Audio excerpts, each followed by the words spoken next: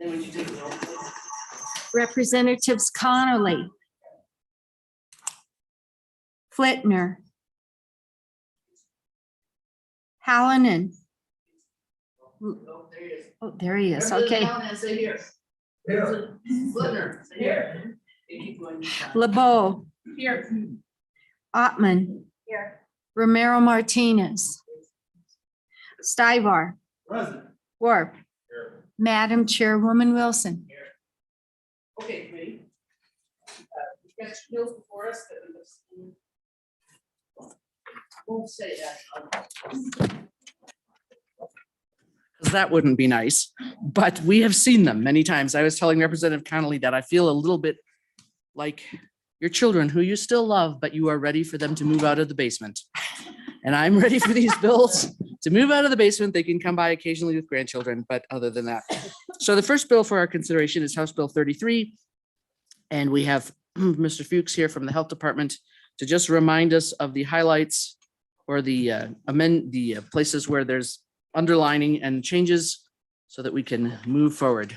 Welcome back to the Labor Committee. Thank you, Madam Chairman. Madam Chair, members of the committee, again, my name is Franz Fuchs. I'm a policy analyst with the Department of Health. This bill is sort of one of the results of the behavioral health redesign process that the Department of Health conducted with executive, legislative, and mental health center stakeholders over the summer. It does a couple things, but just real quick, just as an overview of the behavioral health redesign, essentially what is concerning itself with is how the system of state-funded mental health centers should be funded. You know, what is their mission? Who should be eligible for services? What kind of outcomes should be tracked? And then really importantly, how do we pay for those services? A lot of good work was done over the summer, but there remains a lot to be done. Specifically, the payment side was sort of the big elephant in the room that we were not able to tackle over the summer. So one of the most important things of this bill, if you look in section 2, I'm going to kind of skip around, just kind of talk about this bill functionally. Section 2 on page 3. So starting on line 16, it modifies the previous session laws and basically kicks out the date for reports and for implementation. So this gives us that section 2, which goes from pages 3 through 5. It's kind of confusing because there's sections that are within sections that it's amending. But basically that kicks out the date by 2 years. So it gives us more time to work with the stakeholders and try to figure out how the behavioral health redesign should really look. So if this bill doesn't happen, we will be, by the previous session laws, forced to implement this much more rapidly than we'd like, and without as much input as we'd like from those stakeholders. So that's I think probably one of the most important features of this bill. Section 3 of this bill on page 5. So starting at the bottom of page 5, lines 18, requests the Department of Health submit exception requests for ARPA funds for any of the provider capabilities, claims processing, eligibility determination, and outcomes tracking infrastructure. So once the requirements are developed through this behavioral health redesign, we'll essentially find needs, basically one-time capital investments, although in terms of capital, it's going to be like electronic systems for the most part, to be able to handle and handle the redesign. So new eligibility systems, new outcomes tracking systems, that kind of thing. And so the idea here would be to fund that with ARPA dollars in the future and develop those requests. So that's the second major component of this bill. And the third major component is going to be in section 1, and this essentially amends the previous House Bill 38, which is in, so this is starting on page 1, going to page 3. There were various tweaks that were recommended by the behavioral health redesign stakeholders.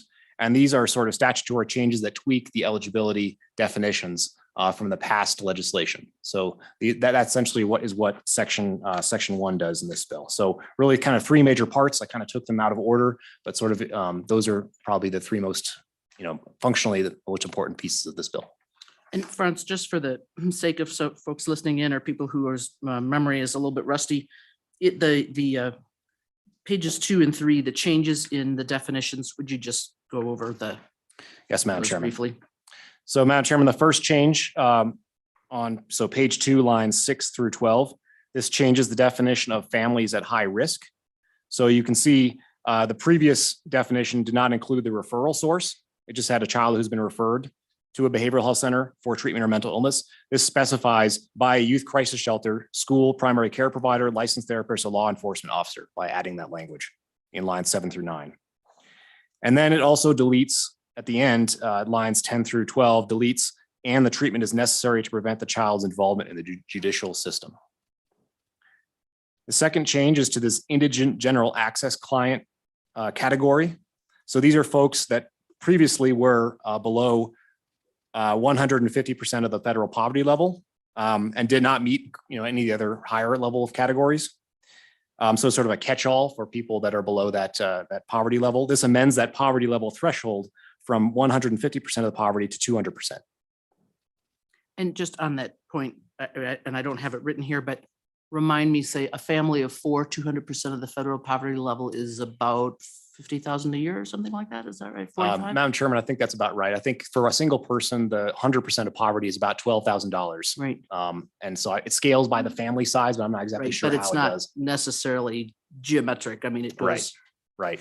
It's just not an easy multiplier to remember, but that's all I remember is 100% is around for a single person All right, around go ahead. 12,000. So 200% would be at $24,000 a year income For one for a person, single right. person.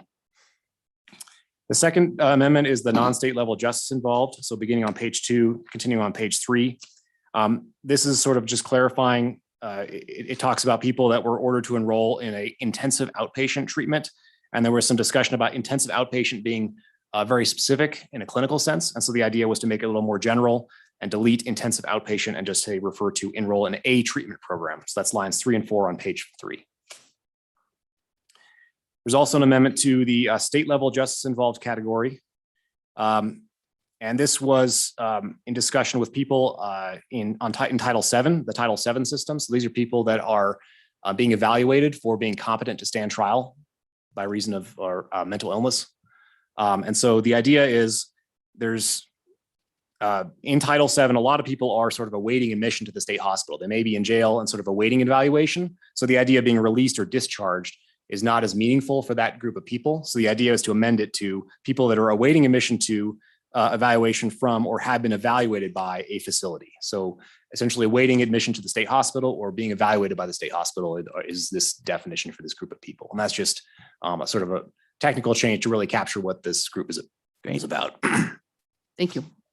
Anything else before I open questions for Mr. Fuchs? Do we all remember the bill now? No question. Oh, Representative Connolly. Thank you, Madam Chairman and Mr. Fuchs. This isn't really for you, but I am curious if you've had any correspondence with Director Schmidt regarding the definition of family at high risk that we are now using. I like this expansion, but I was under the impression that it even could be more extensive. And so I'm just curious if you've had that conversation. Madam Chairman, Representative Connolly, I personally have not. I think Director Johansson may be here back from the prayer breakfast potentially. He might be able to answer it when he gets here if he's had those conversations. But I know Director Schmidt was, and I can't speak for her, but she was definitely intimately involved in this BHR process. And so this, the families at high risk definition really had a significant involvement from DFS and was crafted with their involvement and their direction. Thank you, Madam Chair. And I just wanted to mention, I am on the DFS advisory board, and it was a phone call while I was driving to a meeting and we cut out. And so I do remember she had something to say about this. So just, I'll follow up on that. Thank you. Okay. Any more questions for Mr. Fuchs? No? Okay. Anyone else wish to testify on this bill?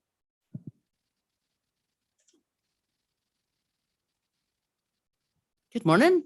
Welcome back. Good morning, Madam Chairman, members of the committee, Andy Somerville, Executive Director for the Wyoming Association of Mental Health and Substance Abuse Centers. And honestly, Madam Chairman, my testimony is pretty short. WAMSAC stands in strong support of this bill. We've had really great conversations so far, but as was just reported, we have more work to do to make this system work and get everything right before we kind of flip the light switch and turn it on.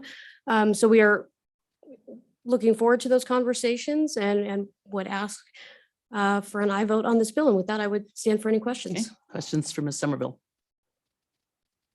Okay, thank you. Thank you. Any more testimony? Come on up. Bonnie, is there anyone online? Okay, good. Madam Chair, members of the committee, Lindsay Semino with Wyoming Counseling Association. My testimony is also going to be very short. We just have to thank you guys for your work on this bill.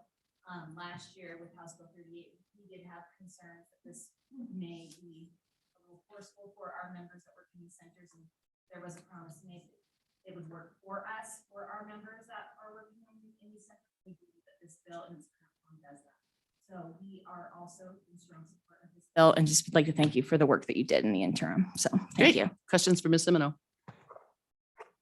Okay. Any more testimony on the bill?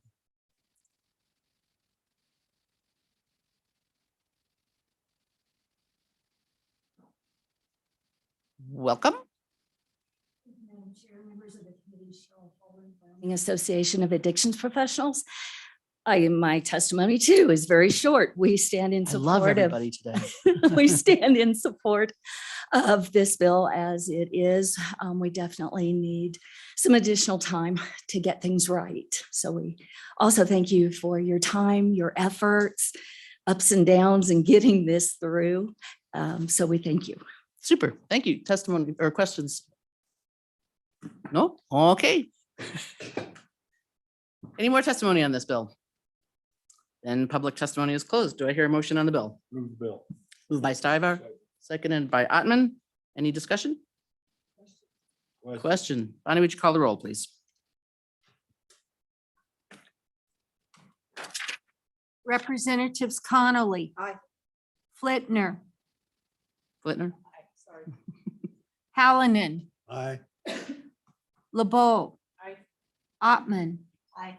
Romero Martinez. Stivar, No, I mean, aye. Worf. Aye. Madam Chairwoman Wilson, Aye. we have 9 ayes. Good. What a good start to our session. We're really rocking now. Okay.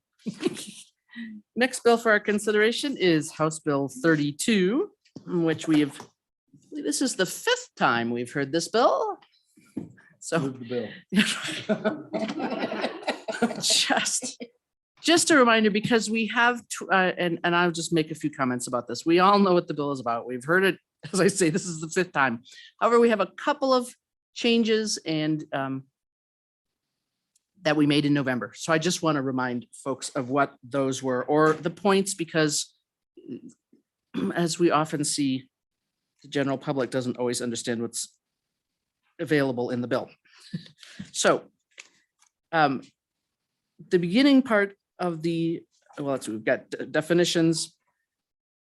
Reasonable accommodation, you recall that that is a legal terminology that's been in use since the ADA in the 90s, since the American Civil Rights Act in 1964. It's been adjudicated and adjudicated and adjudicated and applied by HR personnel. Those folks are well familiar with it. Okay, the equal accommodation section, starting on the bottom of page 3 through the top of page 5, we set up a definition, which is earlier in the bill, of essential services. And just to remind you of what I pointed out in June when we first heard it, the way I set up the essential services list was I used the NAICS codes that the federal government used to set up the priority list for vaccinations. And then I weeded some out that were not relevant to this issue, but it started from a list of NAICS codes. And in my mind, it's services that people really have a right and a need to live on grocery stores and that kind of thing. If you're not, and it's listed as an essential business, that section does not apply to you as far as clientele. We've had a couple of emails on the section in page 5, at least I think that they're about the part on page 5. There were some people have written in concerned that this takes away the parents' rights to decide treatment for their children. And the only part in this bill that has anything to do with children is the middle of page 5. So I hypothesize that those emailers are thinking of this part. I'm not really sure. Just to point out, the statutory requirement for the state health officer to make a list of mandatory immunizations for school children dates back to 1979. The ability for parents to request waivers also dates back to 1979. This section of the bill does not change that at all. The only thing that this part of the bill does, it adds this new paragraph 4, which says that the state health officer cannot put an immunization on that list until they've been out for 5 years. So in this paragraph is actually more protective of parents than less. Then last night, after a question that Representative Connolly had yesterday, I thought, I mean, sometimes you do your research months after you've drafted it. I was curious to find out when was the last time the state health officer had changed the immunization list. And that was in 2018. They added the pneumococcal vaccine and the rotavirus vaccine. And interestingly, the rotavirus vaccine was first available in the United States in 2006. So 12 years before it was added to the list. And the pneumococcal was first approved by the FDA in 2010 for children 6 weeks to 5 years, and then 2013 for ages 6 to 17. So assuming that the child would get it before they started kindergarten, that would be it had been out 8 years before it was added on the list, so actually maybe my 5 years is too short. I freely admit that I just made it up. Okay, then moving on to pages, bottom of page 5, 6. This is the section on employment. I think this is the part really where we're getting the most questions. And frankly, I'm using the reasonable, this bill uses the reasonable accommodation phrase that employers use for many, many things. It doesn't make everybody happy because there are plenty of people that would like us to just prohibit employers from doing that. But on the other hand, we all have plenty of employers that would like us to not make any requirement. So this is the bill's attempt at finding a happy place that will result in a bill that passes and helps some people in some place, which sometimes that's the legislative goal. So the changes that we made in the bill in November were 2. On page 5, the school section, we previously had a section having a personal exemption for vaccination for school children. In addition to the already existing religious and medical. There was a lot of pushback on that. We took it out as not really that vital. And then on page 6, you will see line 4. Again, something that doesn't make everybody happy, but in acknowledgement of the Supreme Court's decision to CMS. And personally, I have no desire to put our state businesses in a nutcracker between state law and federal law. I know some people think that will be a great thing, but I do not. We didn't go there, and the committee voted to insert line 4 unless the requirement is strictly based on federal law or rule. This other bit about undue hardship and all that sort of stuff comes out of the ADA, and that was not new. So we did acknowledge the federal rule, whether people like that or not. We did that in acknowledgement of most of us anyway recognize the hard work that employers and especially healthcare facilities in the state are doing to take care of people and their need to stay in compliance with Medicare and Medicaid, and we didn't want to mess that up. So that's the bill. Any questions for me before we open to public comment? Is there public comment on this bill? Just come on up.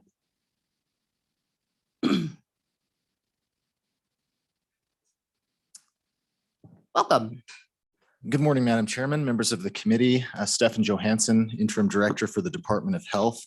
Going back to your discussion on page 5, line 11 through 16, one kind of technical suggestion we would have on this bill is that there is a situation with a 5-year or greater moratorium, for lack of a better term, on required vaccines, where if a manufacturer has a vaccine that gets replaced by a new and improved version, sometimes renamed, we might be challenged in our rules to comply with statute. So we can provide some suggested amendment language, or I can read it to you now, whatever your preference is, Madam Chairman.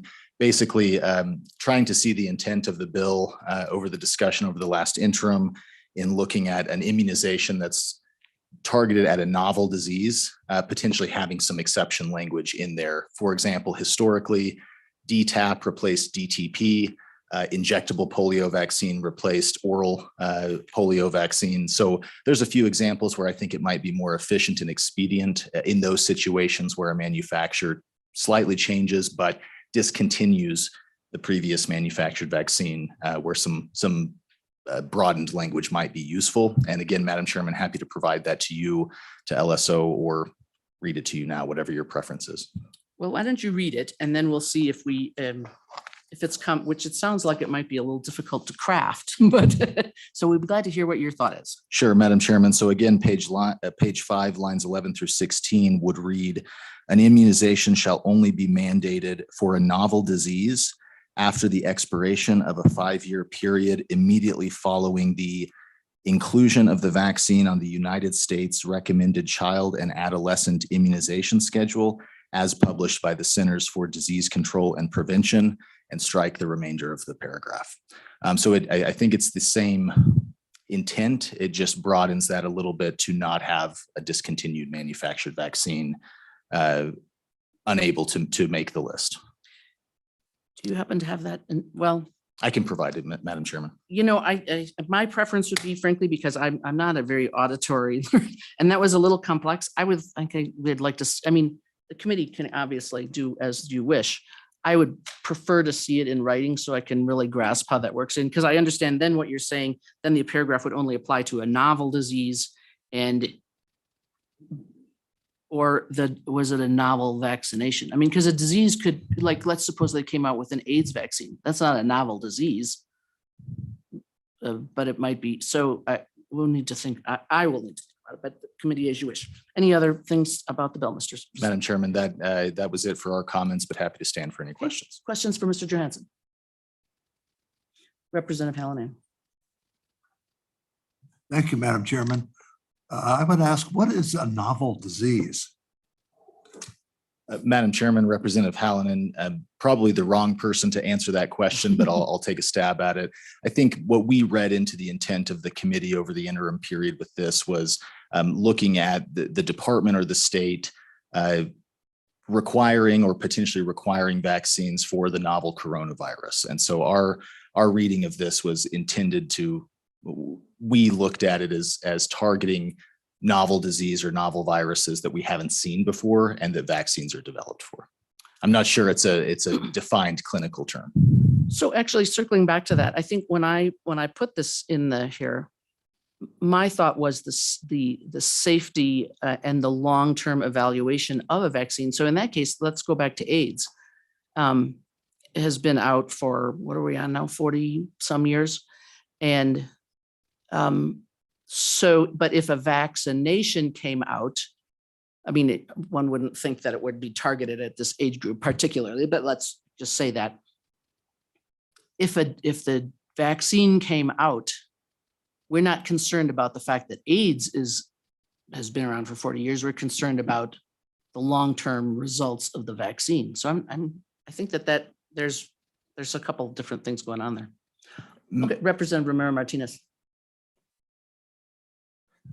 Thank you, Madam Chair. Google's great. The word novel originated from the Latin word novus, which means new. So I think that's the part there. So my question, I guess, would be, do we only want to look at new novel diseases, or do we also want to include autoimmune diseases that have been with us for a while that may have some kind of better treatment or cure in the future, such as AIDS, HIV, or any of the other ones that were mentioned previously? Thank you. Madam Chairman, Representative Romero Martinez, I'll answer that generally and kind of take us back to, I think, what this section is intended for, really, as you mentioned, Madam Chairman, for our school-age children and school-required vaccines.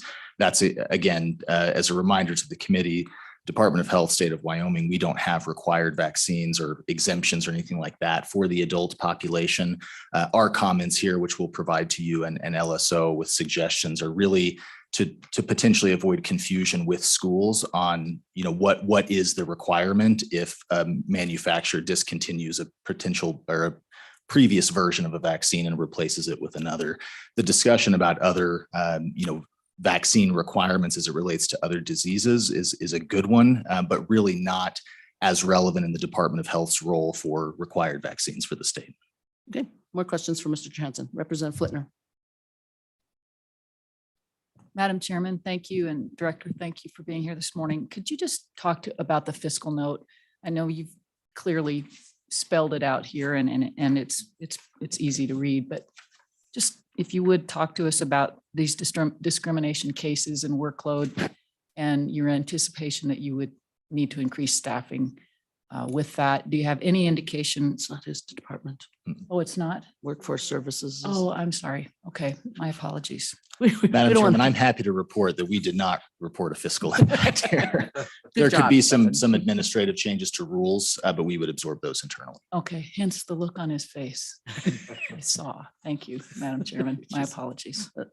Representative LeBeau. Thank you, Madam Chairman. Director, thank you for being here. I have a concern and respectfully want to make sure we get this right. And concern from Chairman, Madam Chairman here is, so the 5-year timeline is what I'm concerned about. Are you okay with it? Is there research? Is there data? Is there studies? Is that a good number?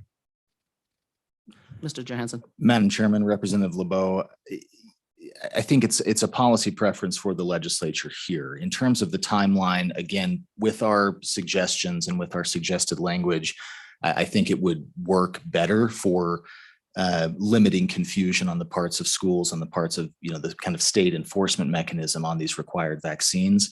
We don't see a huge problem with a period of time where a vaccine is authorized before it would be added to any sort of required list. But I think that, we'll provide our suggested language, and I think that might clarify some things. Representative Ottman. Sometimes, thank you, Director. Sometimes things bring up other questions as you're going along. So we're dealing a lot with different types of schooling and different avenues. So this primarily is for the population of people from 0 to 5, or is it just to be in the public school system, or? Madam Chairman, Representative Ottman, in general, the school required vaccines in Wyoming are for the K through 12 population to enter the public school system. And I think childcare facilities. are Madam fall Chairman, I on this. believe you're right there. And Madam Chairman, if I may, to Representative LeBeau's comment before or question before about the 5-year period, I don't know what the right time is there, but as Madam Chairman mentioned before, historically, there has been quite a bit of years that pass but when a vaccine is authorized or approved before it gets added to any required list. So naturally that has happened. And again, operationally, I don't think it would be a big change. We just want to avoid some of those operational pitfalls where, certain versions are manufactured and named different, and we don't get into confusion with the schools on our rules versus the statute. Any more questions for Mr. Johansson? Is that a questioning finger or you just, this is the zipper, okay. Thank you, Mr. Johansson. Any more testimony on this bill? Come on up.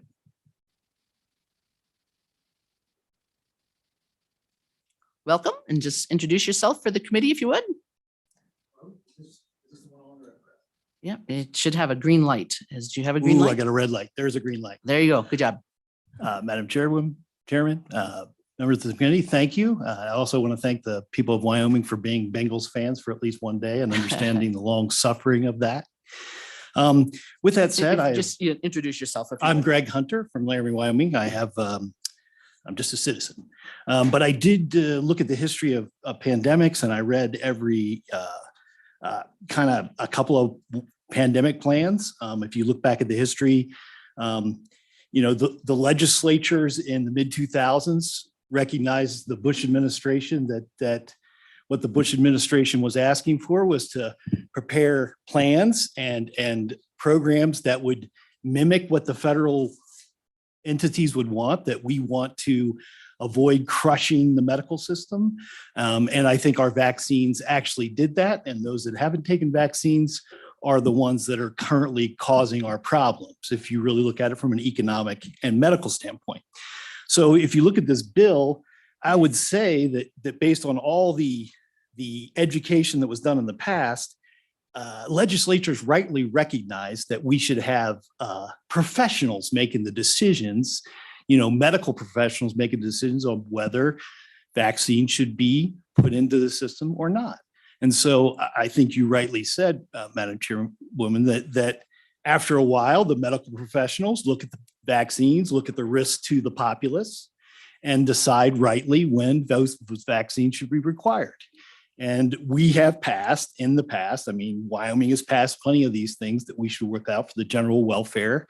And I think we should go back and look at where we failed with before we start writing rules that say 5 years with this or that. And then the legislature may be caught in unawares of a new place or a new thing, and we won't be able to respond, and our healthcare system will suffer again. So I just want to put that out there, and I'll stand for any questions. And I thank you very much for the consideration. And did you say Hunter? Mr. Hunter, was it? Yes, Okay. yes. Any questions for Mr. Hunter? Representative Stivar? Thank you, Madam Chairman. So what about personal choice? You're let me say, you're saying medical professionals know best. I know my kids best. I know my kids' diseases and stuff better than a doctor would. And just mandating something out there, can you explain that to me? Personal choice. And let's just, for everybody, what we want to do is stick to the issues of the bill. So where we can. Yeah, I know we're here for page number and a paragraph. Mr. Hunter, go ahead. Madam Chair, Representative Stiver, thank you very much for that question, because I do think there is an overarching thing that we're looking at here, even though we're talking about the bill. Bills are individual parts of a story, but when we look at everybody's bills, we understand who you are and what you are when you propose these bills. So we should understand where those bills come from and the Constitution. My belief is I have every right kind of to whatever I can in my house and in my land, but I don't have the right to pollute. So in other words, when I look at it, if my neighbor's septic system is leaking into my house, into my yard, I have the right to bang on the door and say, hey, your septic system, right? Now, when I go out into the public and I have deemed maybe to have pollution that would kill maybe 2,500 a day, which is currently happening every day, society should look around and say, just like when we fight a war, we all should be required. We used to put people in jail for violating the draft, didn't want to go fight a war. So now we're saying personal liberty should take precedence over my health. My personal liberty is impacted by your choice not to get a vaccine. That is my belief. Okay. Is there any understanding Mr. about Hunter. these? So I look at a lot of things about as pollution. If I'm polluting somebody and causing their imminent possibility of death, I think that is something the federal government or the state government or whoever has control at that point. Now we can argue about, because I continue to talk about coal-fired plants, the reason the feds can regulate it is because the pollution crosses state lines. Okay. It's the beautiful thing. Hold on It's a for 1 beautiful second, thing. Mr. Hunter. So committee and audience in general, we've got 2 years of history on COVID, so we're not going to litigate it between now and 10 o'clock. Okay. So, and I thank you for your comments, and those are New good. stuff on COVID's coming in every second. Exactly. And Science so changes. I just want to make sure that we have a chance to hear from everybody and questions, but obviously people have different opinions and we're not going to resolve all of that in between now and 10. So and that's not just for you, it's for the committee as well. That's fine. I I represent a voice out there that may not have the absolutely you same do. voice. And So we that's thank all I'm you. saying. I thank you for your input there on any- that. If you don't have a specific issue on a particular page number, committee, let's ask about Shred the specifics whole to the thing. bill. We heard what Mr. Hunter wants. Yes. Mr. Stiver, specifics. Thank you, Mr. Hunter. Thank you, Mr. Sarver, for the question. Thank you, Madam Chairwoman. Thank you and for members coming of over the committee. hill. How was the road? Okay. You know, it was, of course, near the tree, it was a little tough and I got a little late start, but I got my McDonald's coffee, There you not go. too There much. you go. I get too Go much back for the over on next- Happy Jack. You say keep your, my Well, I'll theory just is sleep in that car. I'm in the no, it's not a non-camping area. Thank you awesome. very much. Thank you, Mr. Hunter. Any more testimony on this bill? Mr. Hannes, come on up. Welcome. Thank you, Madam Chairman, and members of the committee. Josh Hannes with the Wyoming Hospital Association and Leading Age Wyoming. I'm going to limit my comments only to the employer section on page 6 of the bill. As Madam Chairman pointed out, we have heard this a number of times. I think everybody has heard from me and my organization and our members that we are in opposition to this measure, but just a few comments on the employment side. So as pointed out, the COVID federal mandate has come down. The state sued. We were unsuccessful in that. So that question's been asked and answered, and our facilities have to move forward with that. However, we do, in most of our facilities, hospitals and nursing homes, other healthcare facilities require different kinds of vaccines, hepatitis, flu shots, for example. And there is a process guided by federal law to provide exemptions for legitimate reasons for those, and our facilities certainly follow that federal law. Now, this language in the bill does create a number of legal issues. I'm not a lawyer. I'm not going to pretend to be one. A number of people will come up behind me and in the coming days to explain those, and happy to provide some comments in writing on that.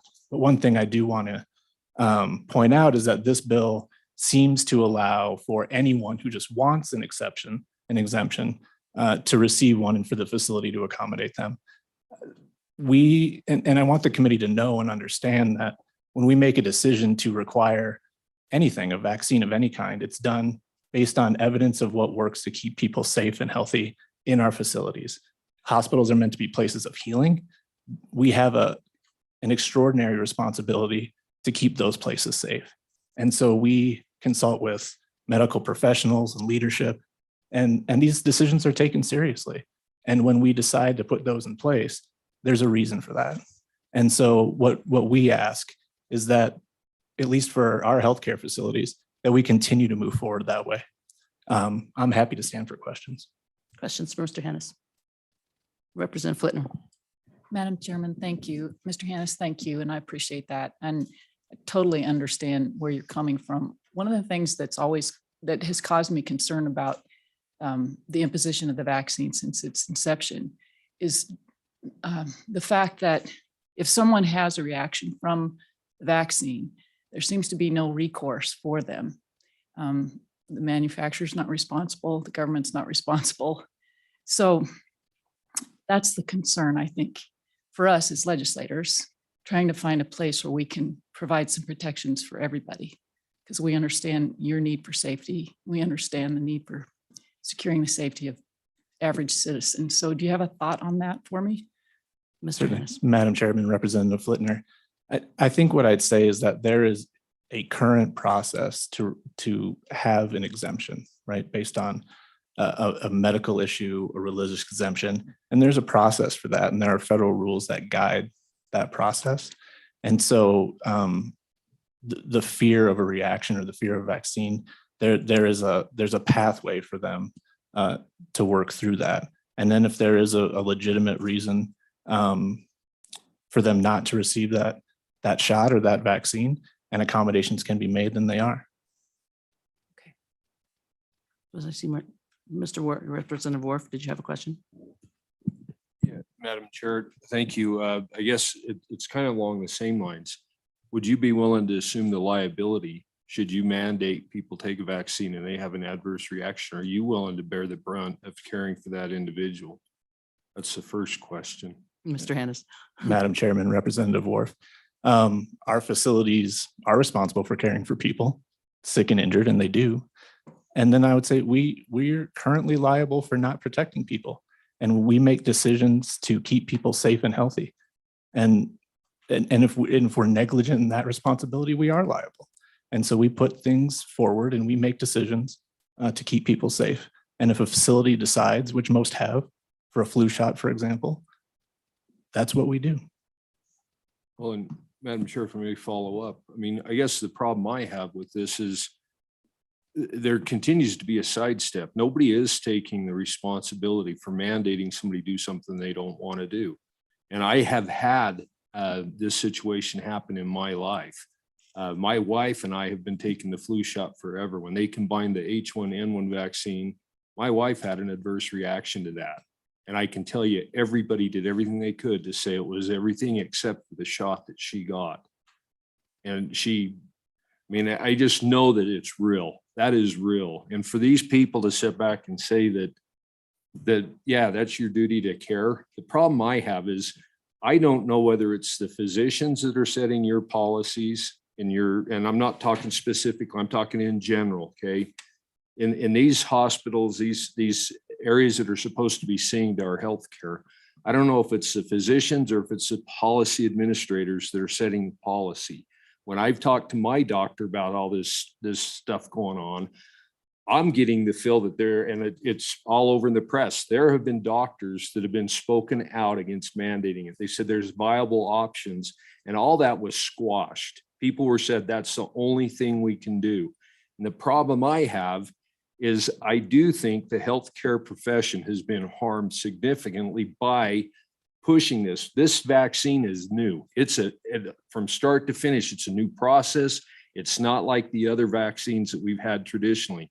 We've gone from having to have it once to now having to have multiple boosters, which is common with the flu shot, not polio, not any of these other drugs that have been mandated for people's safety. And I guess that is where I'm struggling with this, is I'm hearing other medical doctors that are disagreeing with some of the things that we're being told. And the only answer that I've been able to get is that the policy decisions are being made without consulting with all the doctors. And it's obvious when you read the press, you see the stories, there is not a unity saying that the vaccine stops the spread. There's nothing that says because I'm unvaccinated, I'm a liability to everybody else. And I would challenge anybody to be able to prove that I gave somebody the flu.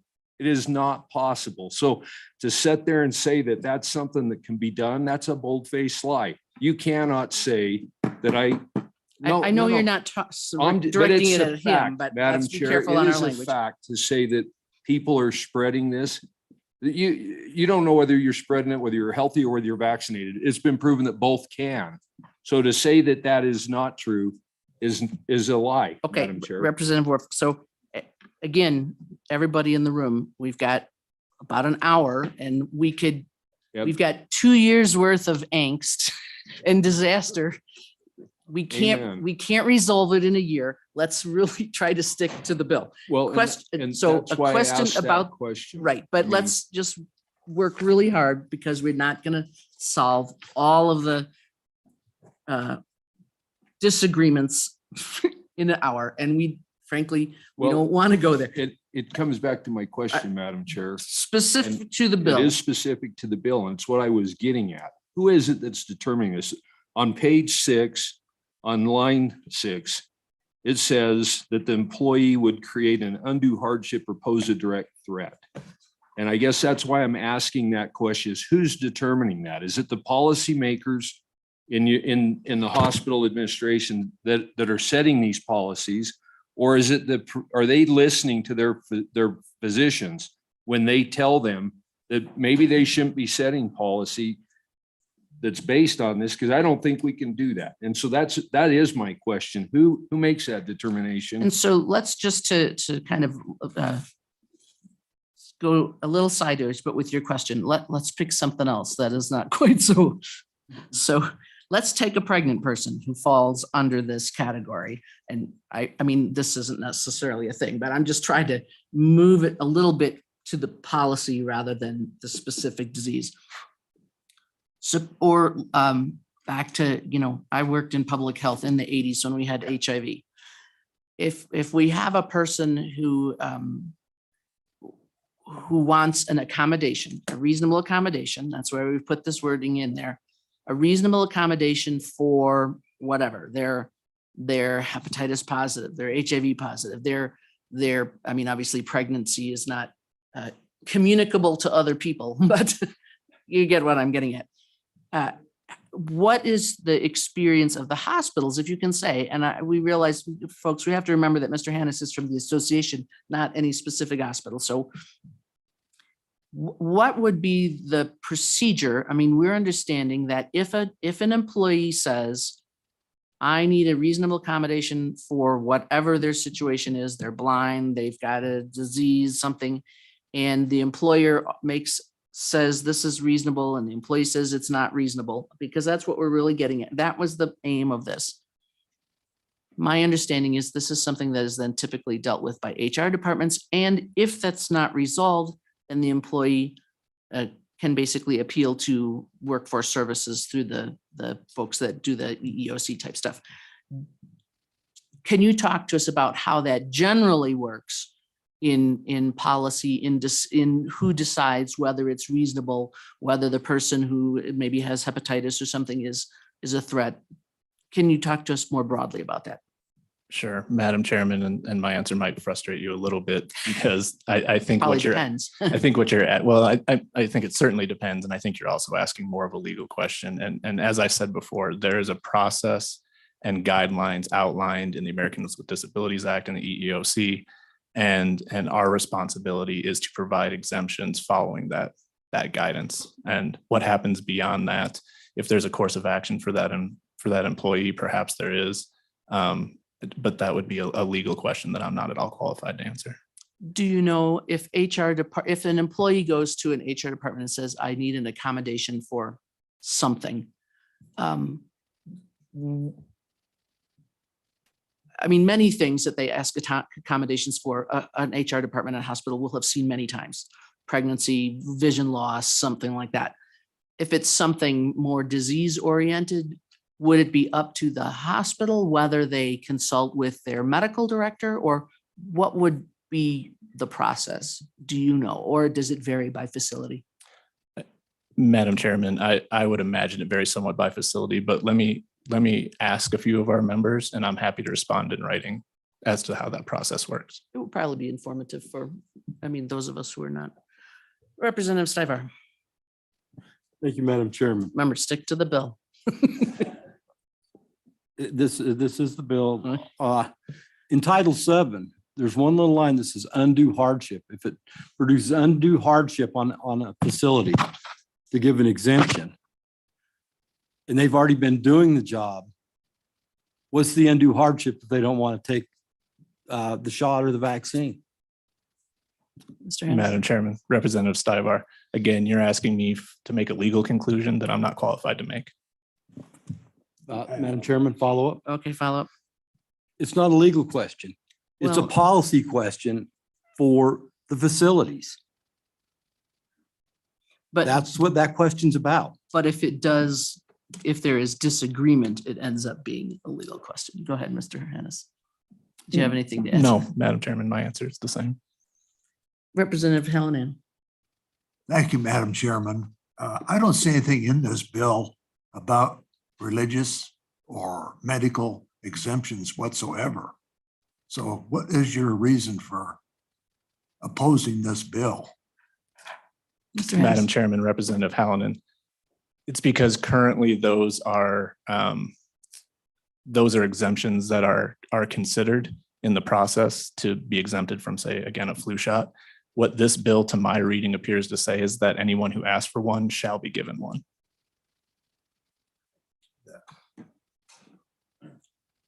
Let me just look left for a change. Anybody down on this end? Representative Romero Martinez. Please correct me if I'm wrong. And I think I'm trying to put some reminders out there. And I'm bad with names here too, but I think 3 speakers back. The general notion that we have 5 years, that's kind of the purview of this committee, or at least our legislature. That's pretty much common practice. It basically the way it's scripted here allows us the option to, if we do not want to take the vaccine, we don't have to, right? Am I correct at that? Madam Chairman, Representative Romero Martinez. Through the accommodation part piece. Yeah, if so I'm Representative being Romero, I specific. didn't quite understand the merger of the 5-year concept with the reasonable accommodation. Those are in two different sections of the bill. I Are might you- be blurring lines here. I apologize, Madam Chair. I guess I'm just trying to say, I think we didn't have the 5 years before. We do now. So Representative Romero Martinez, the 5 years is in the part about the K-12 school mandates. It doesn't have anything to do with employers. So that will not apply to, there's no application of a 5-year thing to the hospitals. It's just this K-12 school mandate. I guess is the 5-year. Zeroing in, is that something we could add or does that destroy the bill? So is your question that Is we there would a- say is there a- that they only have to give reasonable accommodation if the vaccine has been out less than 5 years? I mean, Guess is this that would what be, you're I trying to guess get? this would be my probably best way to try to ask a question. Does the ADA policy provide a guideline already that protects both the facility and people of all ages and facilities of all types? So how is the ADA apply to an employer? Is that what you're asking? I'm just wondering if every party interested is covered. Just based on the conversation here, I'm not trying to get off into the weeds. Maybe I already have, and now it's too late to come back. I don't know. The tumbleweed is blown to Nebraska. I think I withdraw my Representative Romero question. Martinez. I think I'm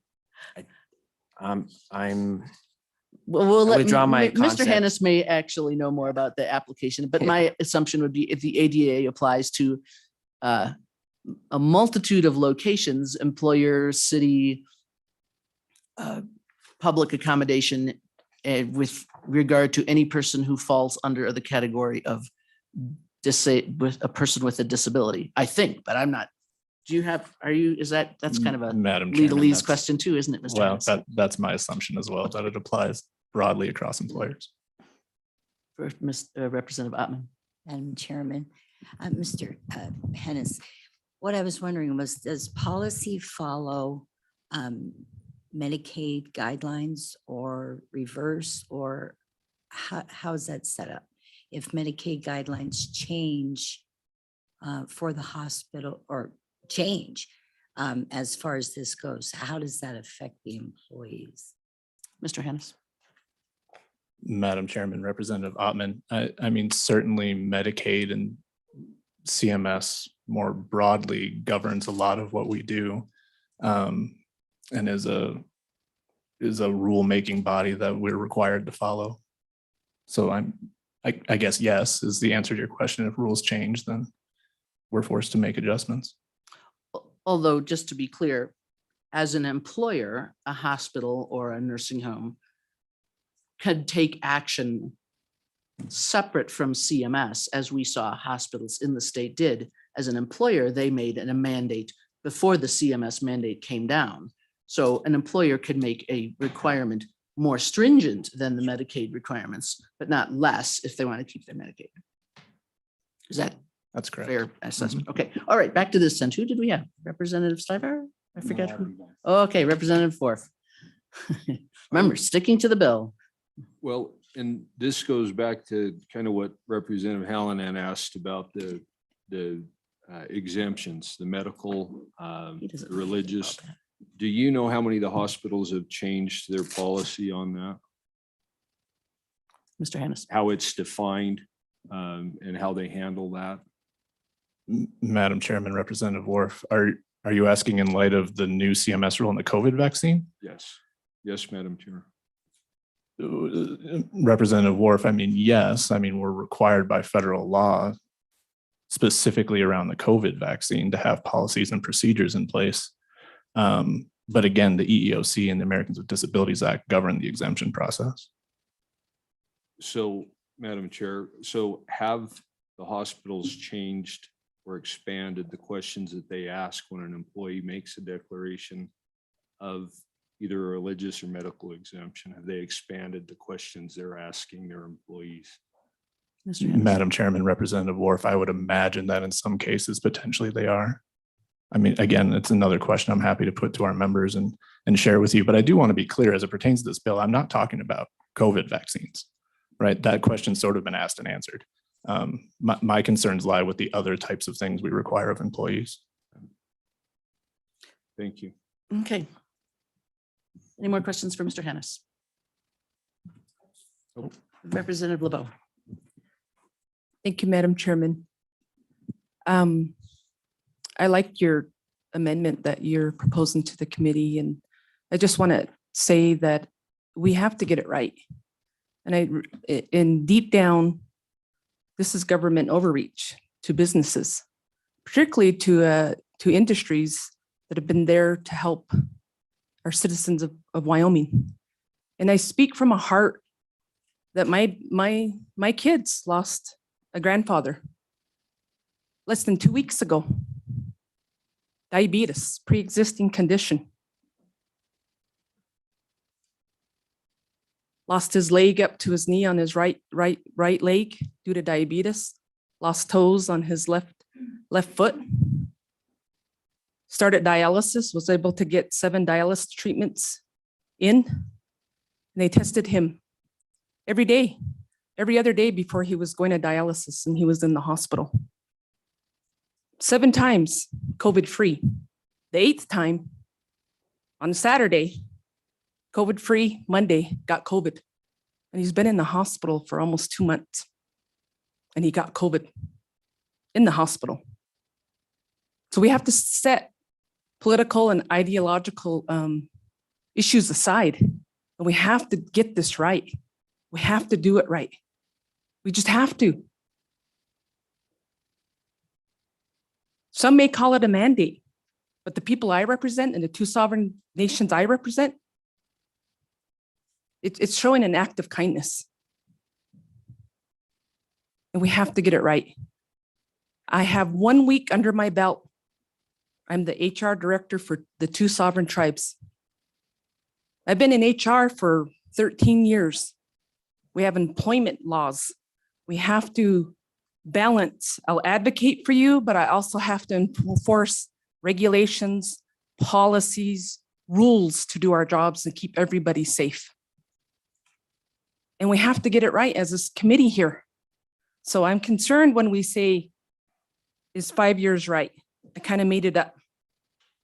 I'm concerned that we need to look at the data. We need to look at research. We need to look at science. That's just my personal opinion here. And so we have to get it right. But again, thank you. Thank the hospitals, the job that they've been put in. It's been tough. Thank you.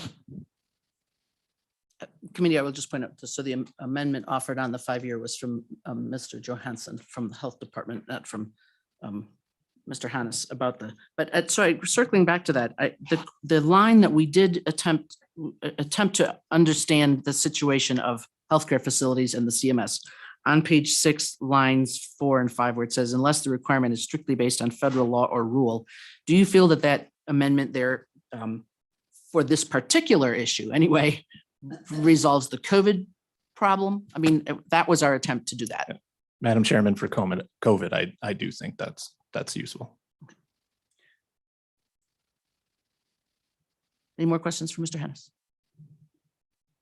Representative Connolly. Thank you. Mr. Hannes, do you have any language that would address the issue that you're talking about?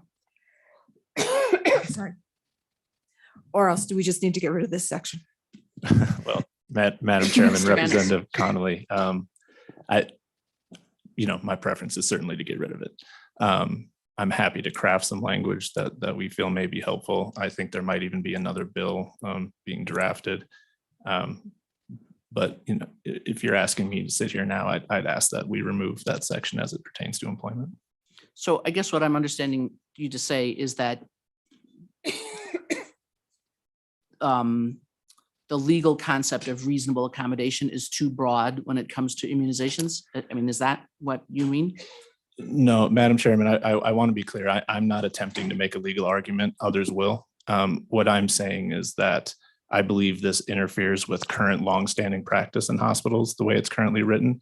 And what we would like to do is continue with what we're doing, COVID aside, with the other vaccines that we may require in facilities. There is currently a process to exempt people based on medical, religious, and this seems to be indicating to me that because you don't want one, that you should be granted an exception and accommodated as such. Although people don't always get the reasonable accommodation they want. I mean, you can see that plainly on the EEOC's website, that what you want is not necessarily what you get. Certainly. I mean, the government recognizes that. I mean, the idea is that it's a negotiation between employer and employee, what works. And as a matter of fact, that was just for your own, that was my reasoning for using that language, is because it does recognize the variety of situations. What is reasonable in a two-person job, employment, is not the same as what is reasonable in a 4,000 person. I mean, so my concern, committee, was to attempt to pin that down, to say what is reasonable. You can't say what's reasonable in my work versus what's reasonable in a 4,000 person. I mean, that was that from, I'm getting off. Well, anyway, that was my attempt. Okay, more questions for Mr. Hennis? We still have the committee process to work on and several weeks ahead. All right, thank you. Thank you. Any other witnesses on this? Yes, Ms. Go, come right up. We've got approximately 45 minutes. So hopefully nobody, not everybody will talk, but Good morning, Welcome. Madam Chairman, members of the committee. My name is Cindy Delancey. I am with the Wyoming Business Alliance, and the Wyoming Business Alliance strongly opposes House Bill 32. This is the wrong answer for employer vaccine mandates in Wyoming. I'm not here today to kind of get to some of the issues that were discussed about, this doctor says this doctor says that. Really what I'm here to say is that businesses need certainty. We need stability. We have that stability of process, as the Hospital Association discussed about how we handle these issues through the EEOC, the Americans with Disabilities Act, as well as the Wyoming Fair Employment Practices Act. What this bill does, if it passes, as Representative Flitner alluded to, throws what we know, the current practice process, on its ear. It essentially creates another class of people that would be, subject to discrimination claims against employers, and the business community does not support that.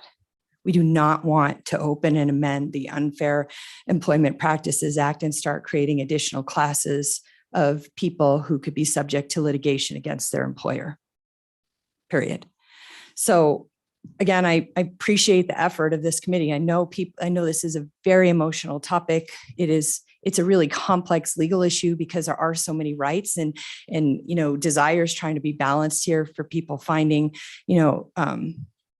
right answers. As Representative LeBeau said, getting this right is essential. But really it boils down to a policy choice. And in Wyoming, this body has kind of sided with the fact that businesses are best equipped to make their own decisions as opposed to governmental overreach. And certainly it's not consistent with the approach of this body to respond to governmental overreach with more governmental overreach. And essentially that's what this bill does. This bill, as articulated by the Hospital Association, isn't specific to just, creating an essentially protected class for COVID-19. This now broadens it to all vaccines. So our hospitals would not be able to require, as was testified to, employees to get flu vaccines or hepatitis or tuberculosis. Some of those things, like this past 2 years, has really impacted the way that we view vaccines.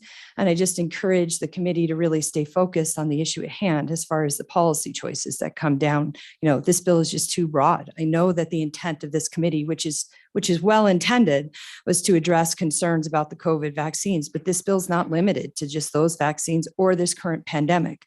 This bill were to pass for years, we would be going down a path that would be so broad and so open that would just kind of show or throw existing, past practice and past process on its ear. Healthcare employers have been requiring employees to be immunized against influenza, without much resistance or public outcry. We have those processes and procedures in place. This bill, if it were to pass, would therefore, again, insert themselves into that decision maker as a business and make those decisions for our businesses.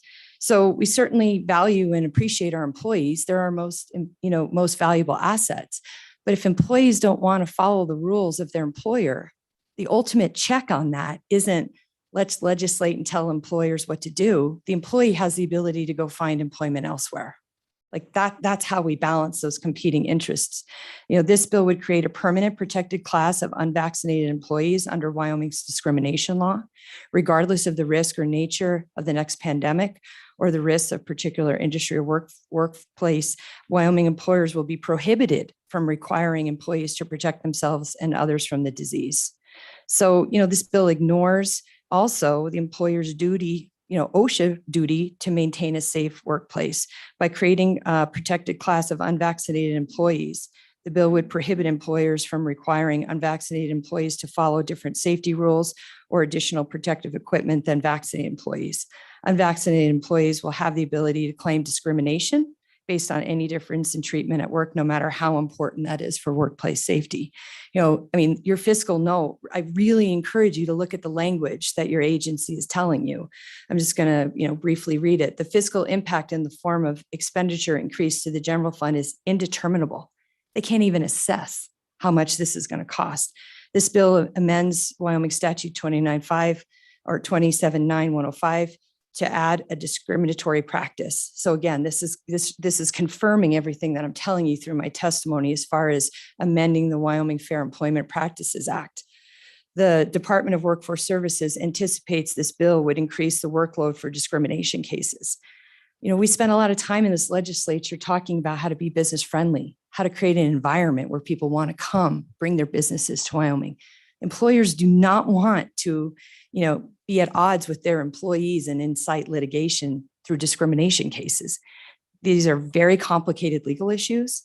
These are very expensive legal issues. There are immense potential for damages that to the employer if they're, found liable as far as an discriminatory practice.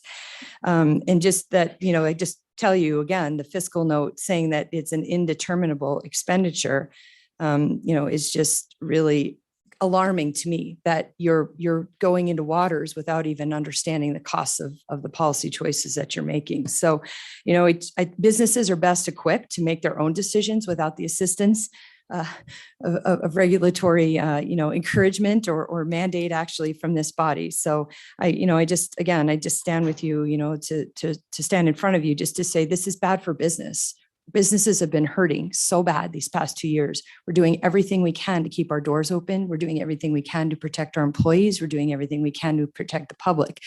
This, by expanding and creating and inciting litigation, doesn't feel very business friendly to me. So with that, Madam Chairman, I'm happy and I welcome your question, Representative Stryvar. Questions? I'll call upon him when I'm ready. Thank you, I knew it was coming, Madam Chairman. That's my point. I haven't called on you yet. Is there any questions down on the other end? Representative Romero Martinez. I may drive off the road again. If I do, Oh, please please put me in don't. check. We have half an hour. Well, let me just make a point. Well, if it's a question would be better. We have witnesses here to be questioned. Here's a question.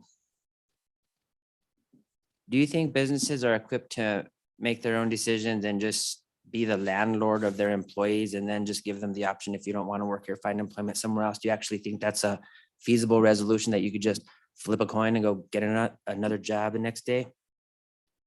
Ms. Delancey. Madam Chairman, that's basically how free market principles work. Employee relationship is, as you mentioned, a negotiation between an employee and an employer.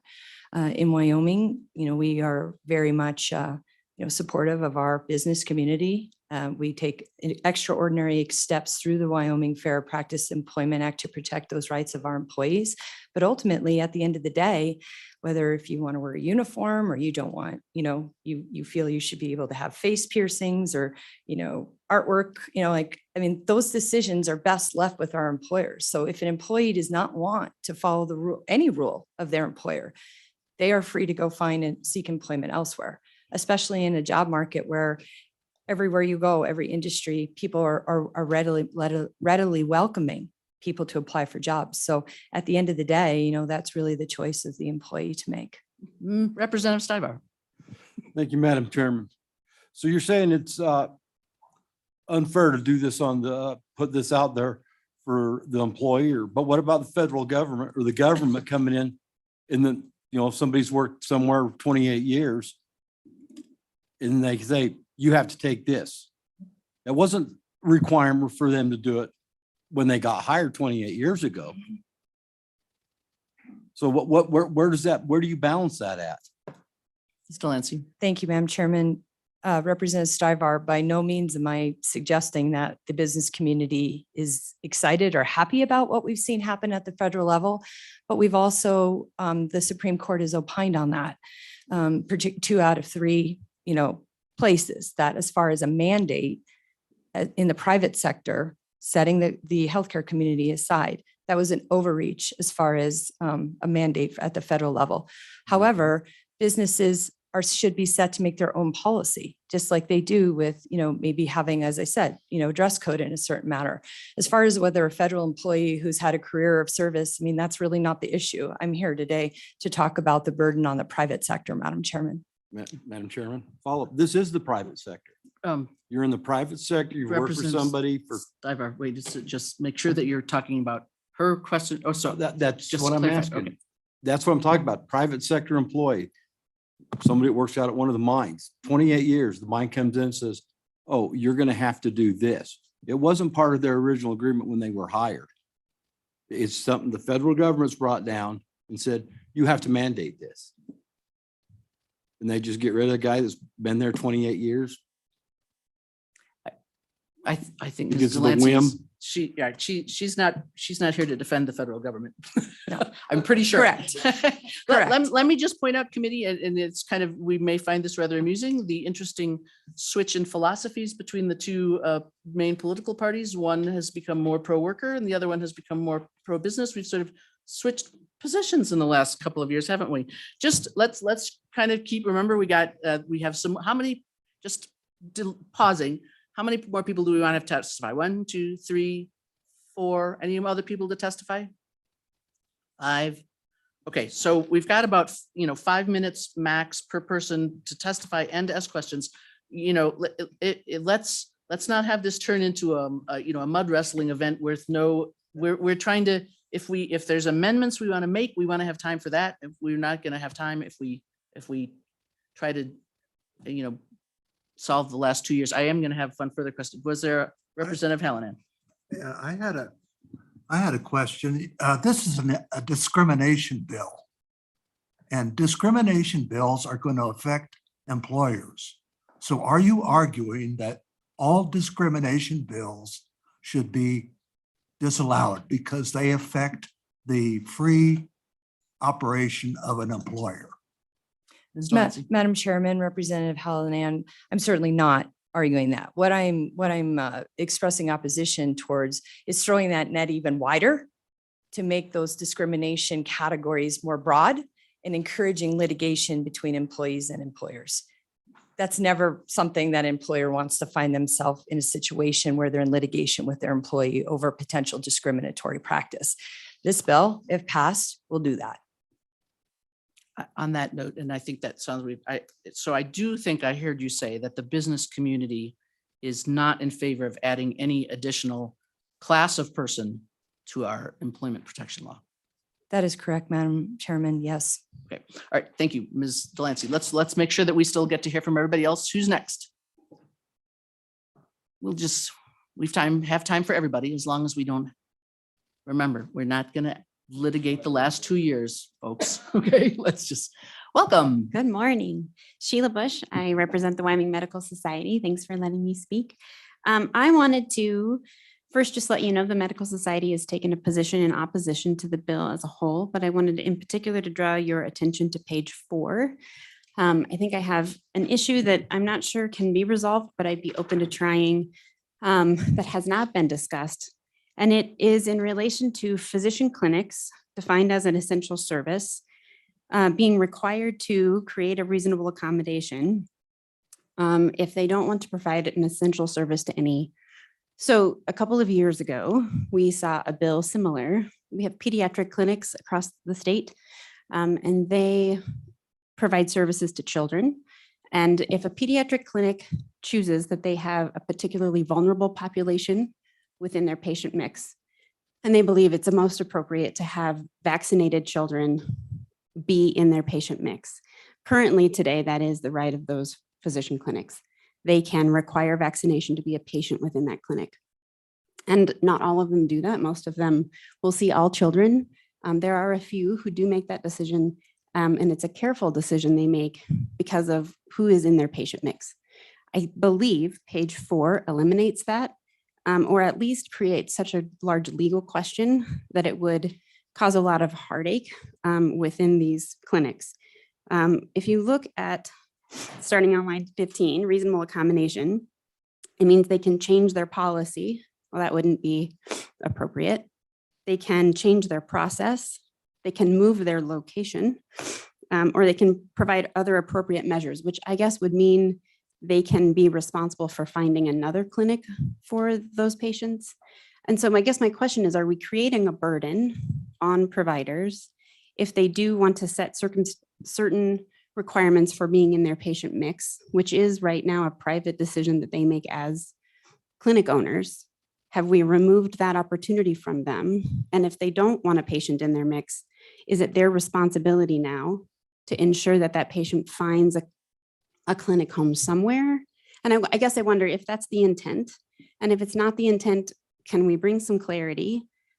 Because I do think, our physician clinics don't have legal counsel on retainer. It's very expensive. I think this creates a lot of question for what this looks like. As private business owners wanting to take care of those populations, it just creates a lot of heartburn. And so I guess that's my question of you is that the intent, and can we work through that? So, and actually, committee, I'll just say, so, and that's a good point, because that was not especially the situation that you referred to, was not my intent to have here. We had a question back in when were we here? Maybe it was June. I don't recall exactly. And, or the special session, whether inserting the phrasing, and I think we could do it at the end of line 16, including referral to another provider. Would that, and I mean, I understand it does require them to at least think of where else could the child or whatever it was go. I mean, I remember back in the 80s when I was working, there was a big problem with people not wanting to see HIV positive patients. And so there were, but generally there was somebody. And would that refer, or including referral to another provider? Do you think that would solve most of that question? Madam Chairman, I appreciate that. And I feel like now I'm out of my depth because it is so legal. Common sense would say that would go a long way to address it. And I would appreciate that. I think anything would help. In large part, we have concerns with all aspects of the bill. I did just feel like page 4 was a unique area that was pretty specific to the medical society and physicians still operating in independent clinics. I don't have the expertise to legally say, yes, that checks the box or not. But anything that you offer is appreciated. Questions for Ms. Bush, Representative Ottman. Thank you, Madam Chairman. Ms. Bush, I think going into this bill, since I'm not a healthcare professional, but my idea behind this was not to burden individuals, but to keep the line. There are clinics and healthcare professionals that do not go along with the idea that COVID is a disease, but rather a virus. And so there's been many that have been working through this time unvaccinated themselves, and they want the opportunity to run their businesses the way they want to. And so my intent in supporting this was to provide those employers with the opportunity to do their business and see their clients as they saw fit. So does that go, because what I'm hearing here is most all of the professionals are saying, this needs to be because it's going against a disease, which it isn't. And a lot of people have come down with flu-like symptoms or whatever and come out the other side. So anyway, does that make sense to you? Do you understand what I'm saying? So before she answers the representative, I mean, if you look on page 4, lines 4 and 5, this section is specifically addressing the ability of a provider of a service to basically require a vaccine passport. So if a business doesn't want to have a vaccine passport, then they are not even, this doesn't even apply to them at all. You see what I'm Okay, saying? Yes, I just, it seems to me that the backlash against this is that shouldn't be. We should be able, I mean, it just should be across the board that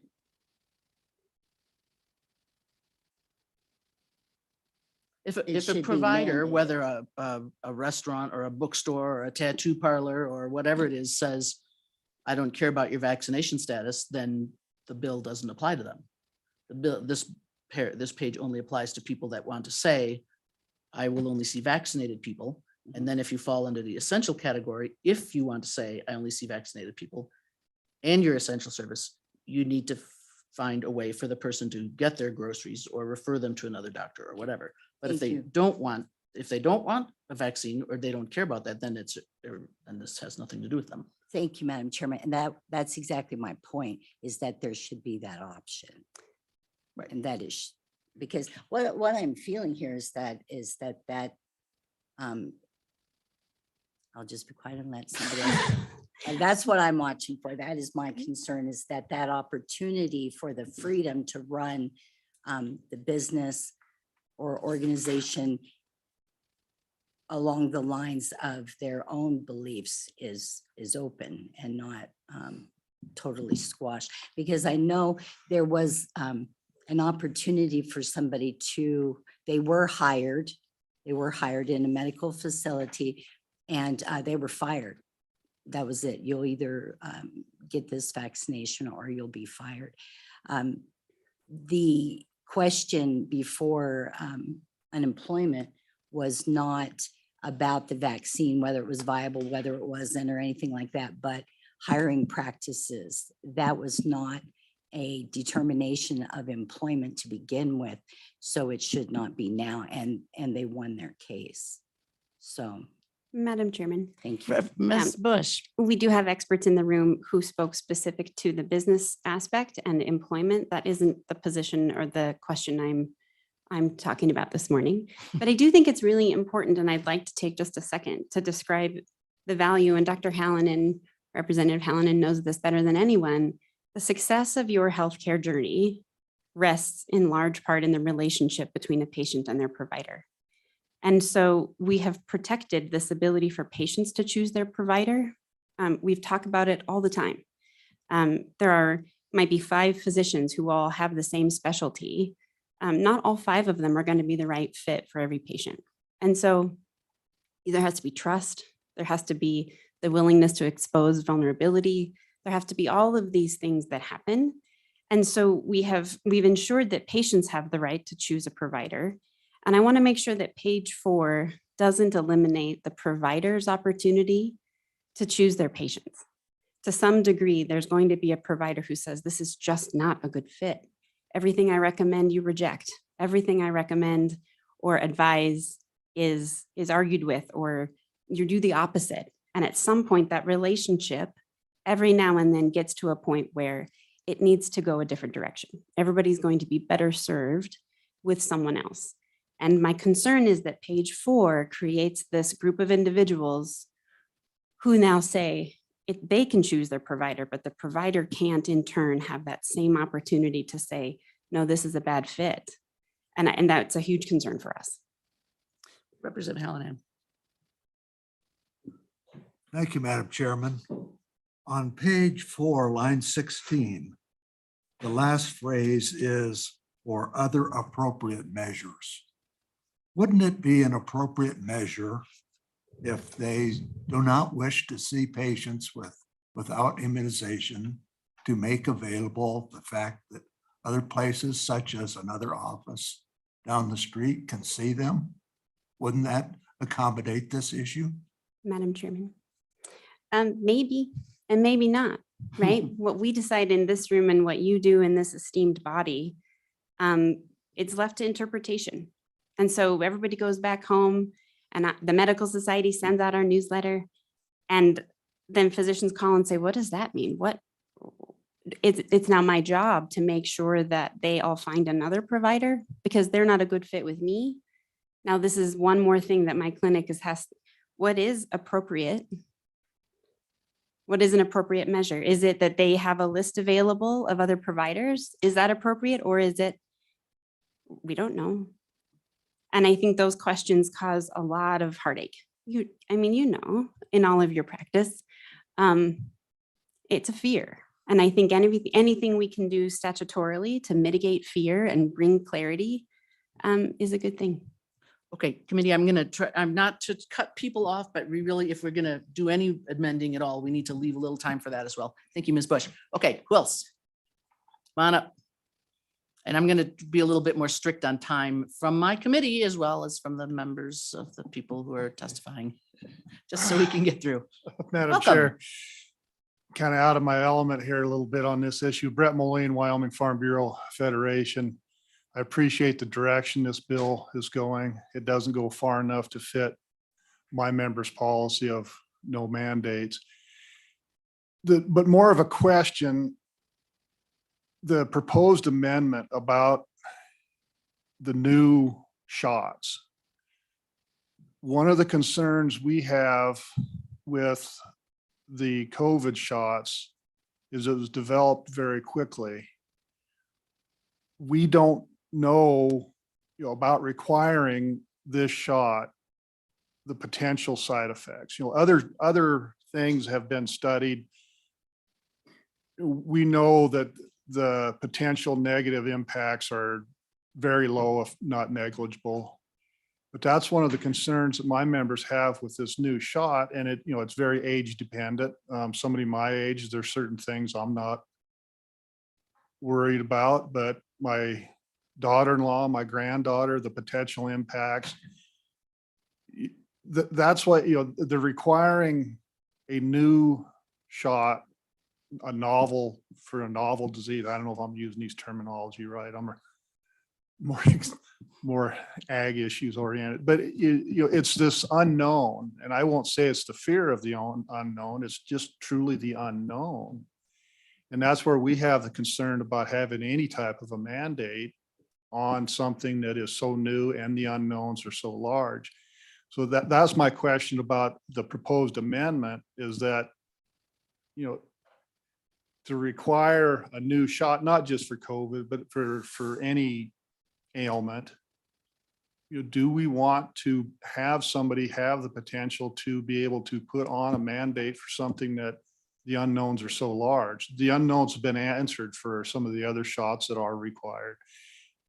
I don't know if I'm making much sense or not, but that's the question that we want to have answered is, do we want the government or an employer to be able to mandate something that's the unknowns are so large? And with that, Madam Chair, I probably just bamboozled everybody's thinking because I did it to myself. Let me take a stab just there before and we'll open up to questions. So the only thing in this bill that has a time specific information on it is on the addition of vaccinations to the school list, the K-12 school list. Yes. Right now, there is no restriction on when the state health officer could put a vaccine on the school list.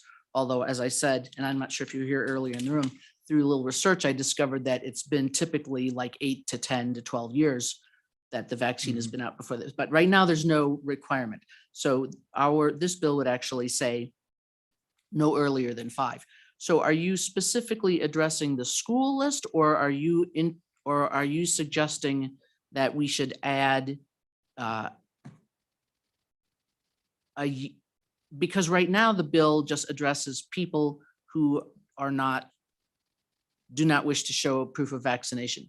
Are you wanting to further amend the bill to prohibit employers and businesses from requiring new, you know what I'm saying? I think that that's going a little bit right now, we're just saying if you can't, if they don't show proof of vaccination, you have to provide reasonable accommodation. So there's not a year part in that. The only year part is the school. So were you addressing the school issue specifically, or?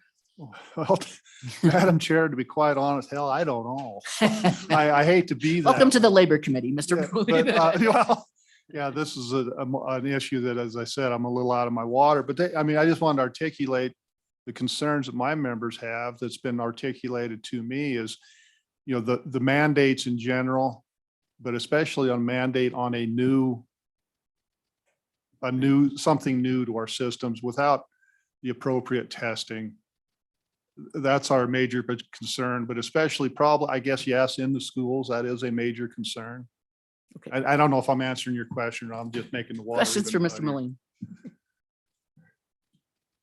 Oh. We'll take that as a support for the addition of the 5 years. Well, I think that maybe might be what I might be trying to say. Or maybe he wants it longer. We'll not hypothesize. Thank you, Mr. Mullane. No, we're glad you're here. I appreciate you. Healthcare is very important for all the ag producers, and we hope to provide good healthcare for them. And thank you for the food that you provide to us, which is even better. Pass that along to my members. Thank you. You may. Come on up, who's ever next. I see a few more. Sure. Okay. Representative Ottman has a comment. Madam Chairman and Mr. Moline, that was where I was attempting to go with that, to mandate something and require it from people when it may or may not be good for their own health and where that could go in the next 10 years, especially when we're having employment shortages right now to do things like that. So I appreciate your comments. Thank you. Ms. Shikic, welcome. Morning. Madam Introduce Chairman. yourself if you would. Thank you. My name is Mary Lynn Shikic, and I'm representing Banner Health, which has 4 hospitals here in Wyoming. As you may not be surprised, we are not in support of this bill, and for many of the reasons that have been stated earlier by different organizations.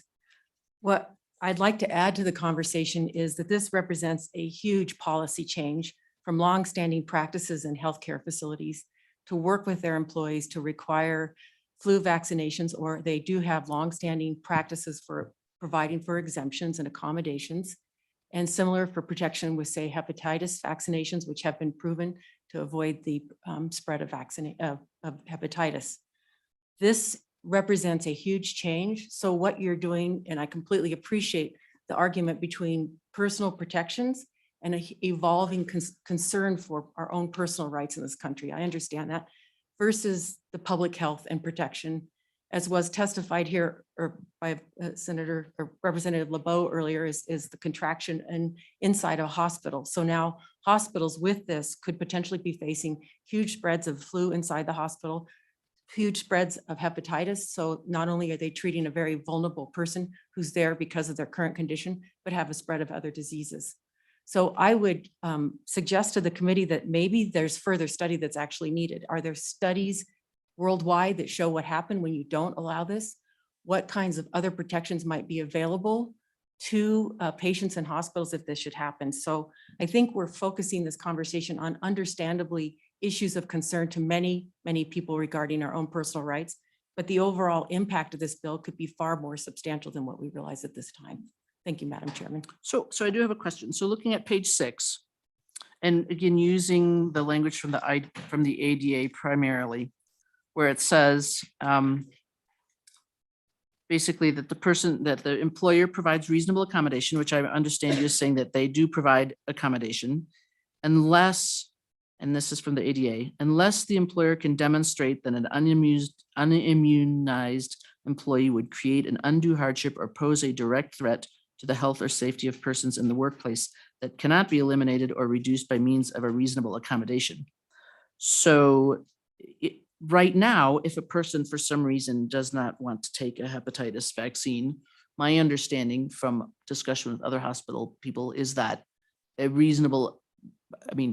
maybe a reasonable accommodation can be made, that the person might be transferred to purchasing, let's say.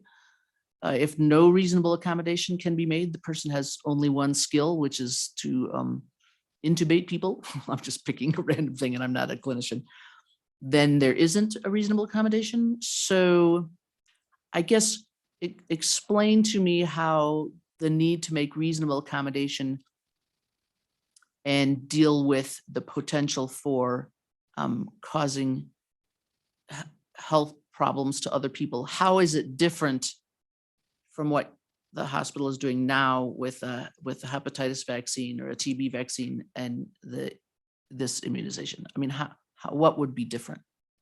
With this particular bill, Madam Chairman? Well, I think I'm talking about it from a larger public policy standpoint. And if we find many folks who say are clinical and at the bedside opting not to do this, then we find ourselves in a situation that's more problematic in terms of moving an employee to a different position inside of a hospital. So it's not, it also was, as has been stated previously, this also brings up so many different legal considerations. For instance, an employee not wanting to potentially work in a different area, or what is the potential spread that could happen? Where can the employee work?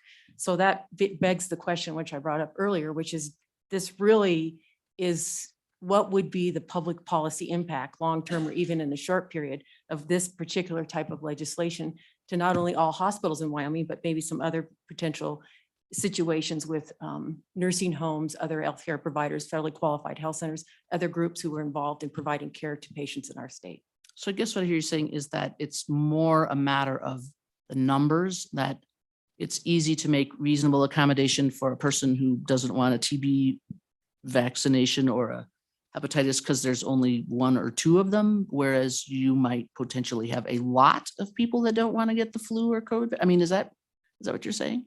I think it's unknown, Madam Chairman, at this time. There has been a longstanding practice for many, many years in healthcare facilities where there have been requirements for flu vaccinations or accommodations made. And many folks who are at the bedside do choose voluntarily to get the hepatitis vaccination.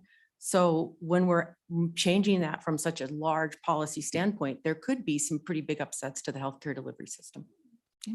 Representative Stibar. Thank you, Madam Chair. Follow up yours.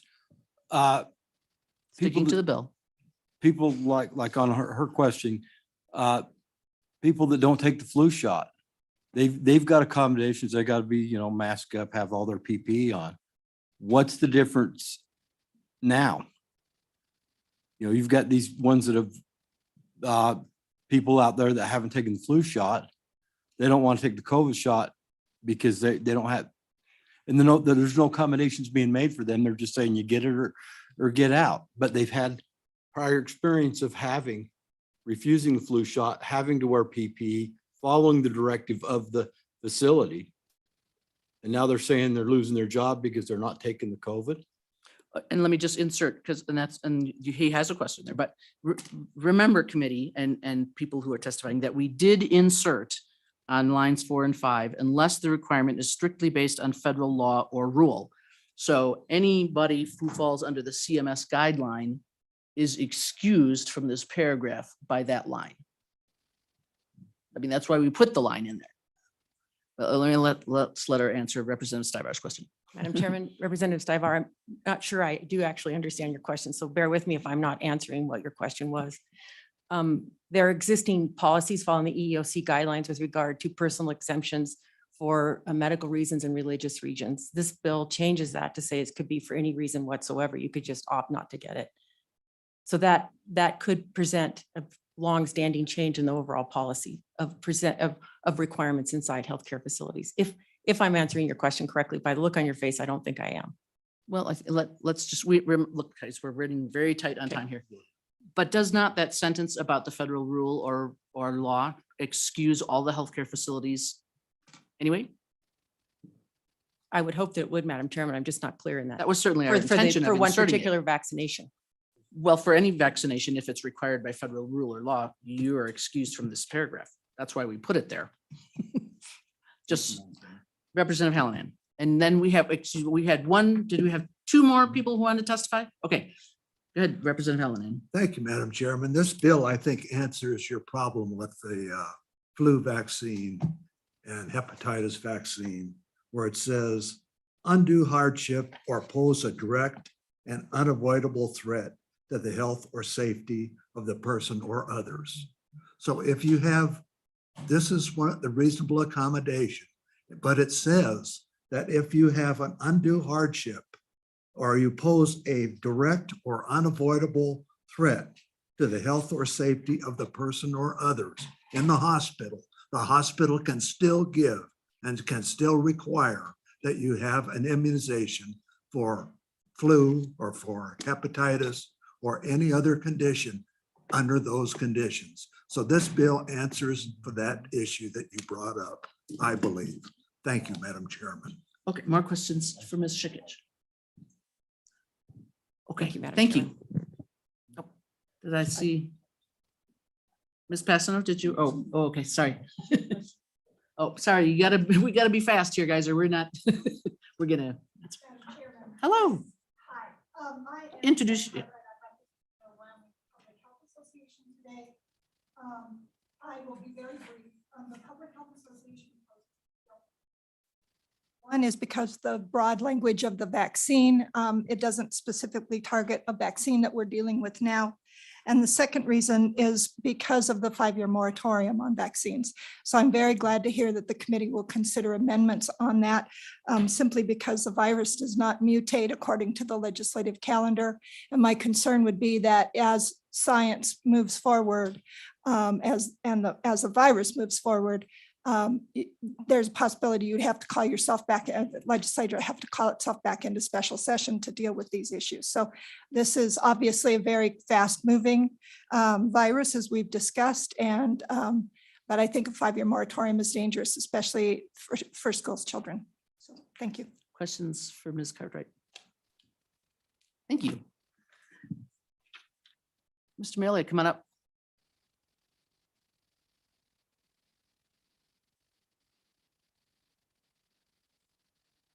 Introduce yourself for the committee, if you would, please. Pardon? Introduce yourself Oh, for the yeah. committee, if you would, please. Good morning, Madam Chairman, committee members. My name is Steve Amelia. I worked in, I'm representing myself and my own personal perspective. I worked in public health for 30 years, 20 years with the Department of Wyoming Health Department here. And I worked with the City of Houston Health Department in the 80s during the HIV epidemic. And I worked with Wyoming Department of Health in vaccine preventable diseases, did a lot of audits of public health nursing offices, doctors' offices, pediatrician offices, et cetera, et cetera. Mr. Mealy, would you just move the mic a little closer to you? Is the green light on? Better, want me to repeat anything? No, I think we could hear you, just Okay. going forward. Thank you. Okay. I am in favor of reasonable accommodations for several reasons. Ever since this virus has come out, I have been very concerned about all of the fear that had been placed on it. First off, if this vaccine worked, then those who have had the vaccine should not be worried about those who have not had it. When we have measles, mumps, rubella, hepatitis A, B, or C vaccines and whatnot, if you have it, and I'm not anti-vax. I mean, I worked in it. I have every vaccination you can think of, except rotavirus and this one. Even when I was in the Navy, we had anthrax. I got the anthrax. So if you name it, I pretty much have it. This one here I will not take because it's not effective. You can read countless stories in the news. And I know one person personally who are not named for confidentiality purposes. He's been vaxxed twice and boosted, and he still got it twice. I know other people that have been vaccinated and, 2-3 times, and they still got it. And over the last 30 years, I went to CDC's website for the vaccine adverse effects reporting system, the VAERS system. And let's see, where's my notes here? Over the last 30 years of the over the last is about 12 vaccines that have been normal in the school system and whatnot. Over the last 3 years, they've only had 12,261 deaths of 14 combined different vaccines over 30 years. Over the last year for this COVID vaccine, they've had 17,893. And this is about, these stats are about a month old. So if you have 12,000 over 30 years and 17,000 over 1 year, that gives me cause for concern. If it has a 99.9% plus or minus recovery rate. Whenever you need a vaccine, that's 0.02 death rate. And it seems like ever since this virus came out, every other disease and ailment has disappeared. If you have a cough or sneeze, or you don't feel good, or you lose your taste or you smell, it's got to be the virus. It's got to be COVID. It can't be anything else. But that doesn't seem reasonable, because it's not reasonable. Anybody who's had a opposing viewpoint, virologist, immunologist, all kinds of doctors and medical philosophies, if they don't agree with the what I call the prescribed narrative, they're silenced, fired, threatened, and I'm going, that's propaganda. That's not science. School kids are extremely low risk. If you notice the Super Bowl or other major gatherings around that adults are out there, they don't have masks on, but all the kids have to have masks. And if the mask does not specifically take care of the virus, filtering it out, like all those little blue surgical masks and whatnot, well, if you're going to sneeze or cough, well, yeah, that can help limit that. But they're not form-fitted. They have gaps in there. They don't, those surgical masks are for bloodborne pathogens, not airborne pathogens. Okay, so. Mr. Malley, if I Yeah. could just not to, I'm sorry. I yeah. don't want to shut you down, but That's right, let's yeah. stick specifically to the bill because we're running very low on time. Yes, I would say reasonable accommodation is proper because the virus isn't as deadly. I mean, whenever a person dies, the news is blows out of proportion, in my opinion. A lot of people, you said, as Representative Starborough said, either get the shot or you're fired. I don't know of any other thing that that occurs for. So reasonable accommodation, I think, is very good. This is not proven. Like another one said that came up within a year.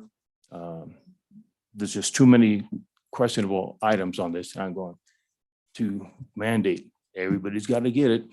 Well, I don't want to be one of those 17,000 that get it and die. And VAERS is always underreported. Everything's is underreported. I can understand people's saying, well, you know, this is a deadly virus, so we got to get vaccinated. It doesn't work. So. Great, thank you. Questions? Or I'm going to just pause you there. Questions for Mr. Yeah. Melia? None. Thank you. Thank you much. Did we have one last person who wished to testify? Ms. Bassinet, come on up. Let's see if we might make it upstairs, and not to rush you. I'll be short. Welcome back. Madam Chairman, Carolyn Passano with the Wyoming Healthcare Association.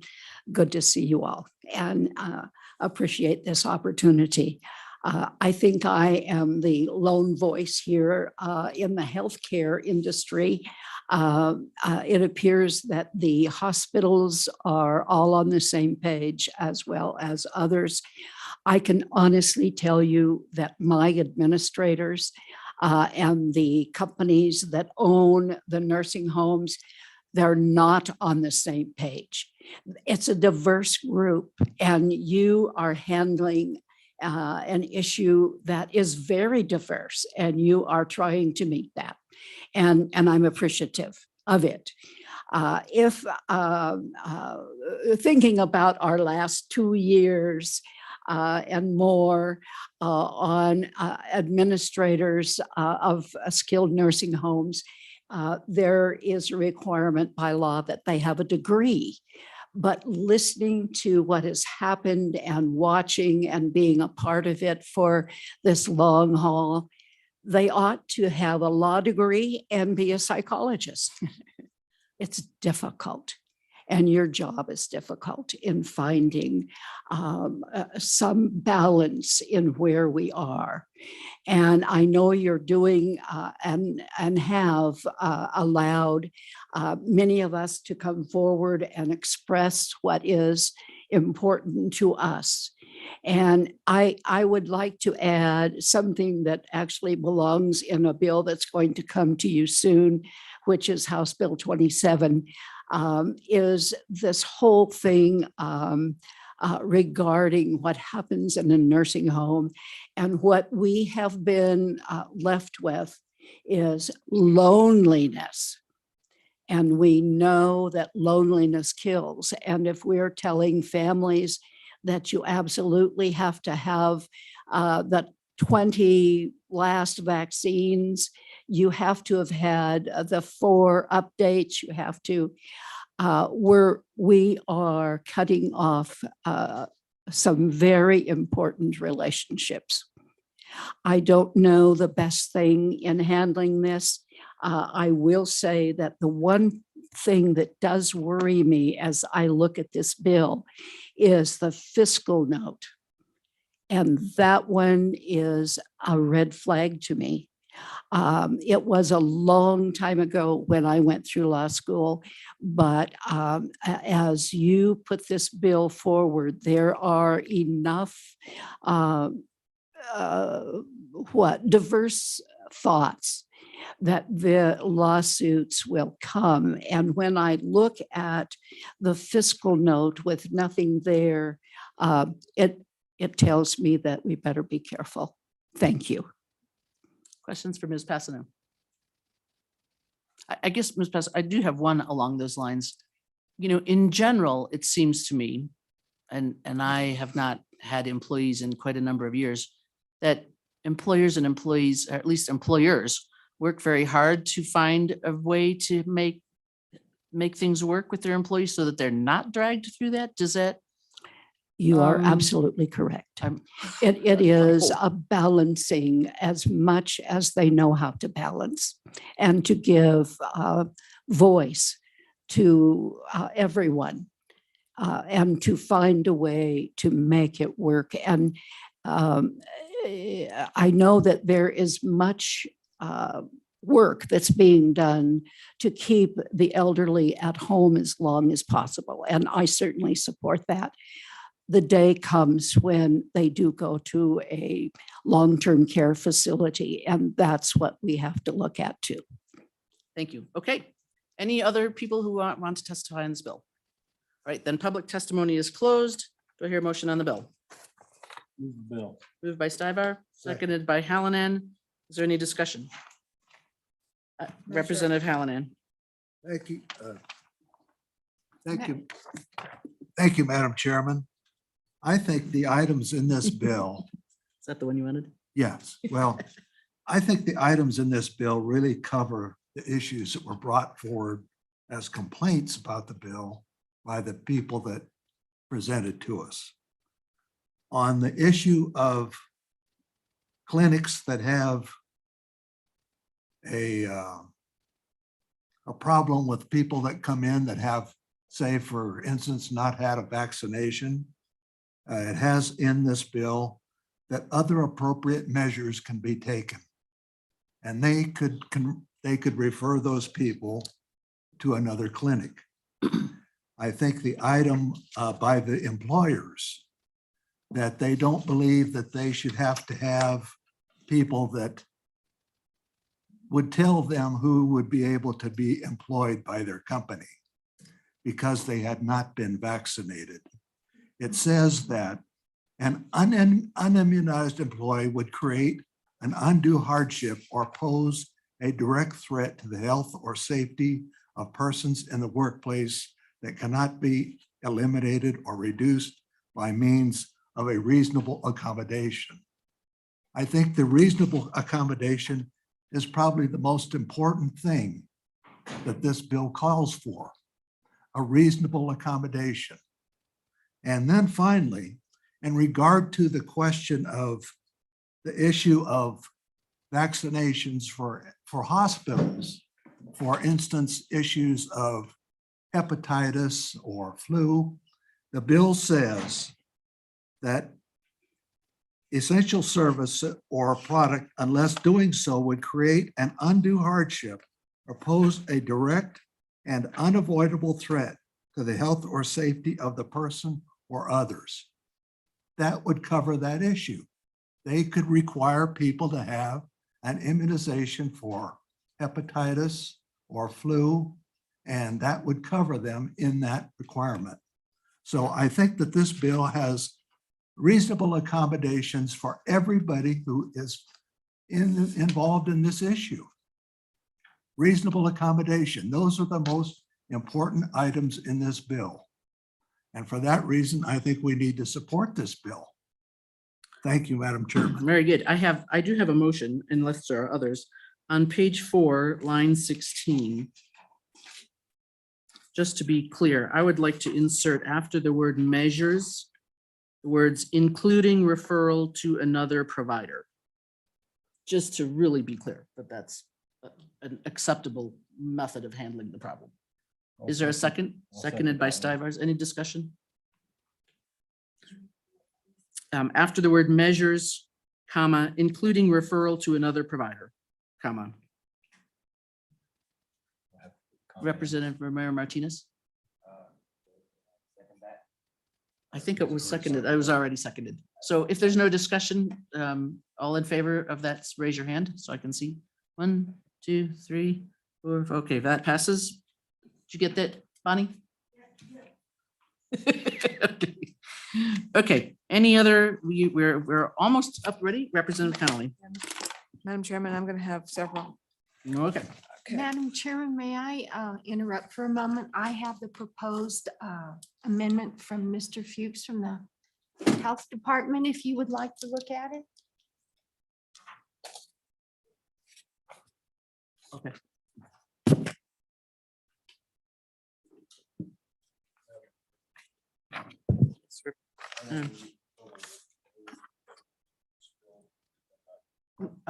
There's not enough copies.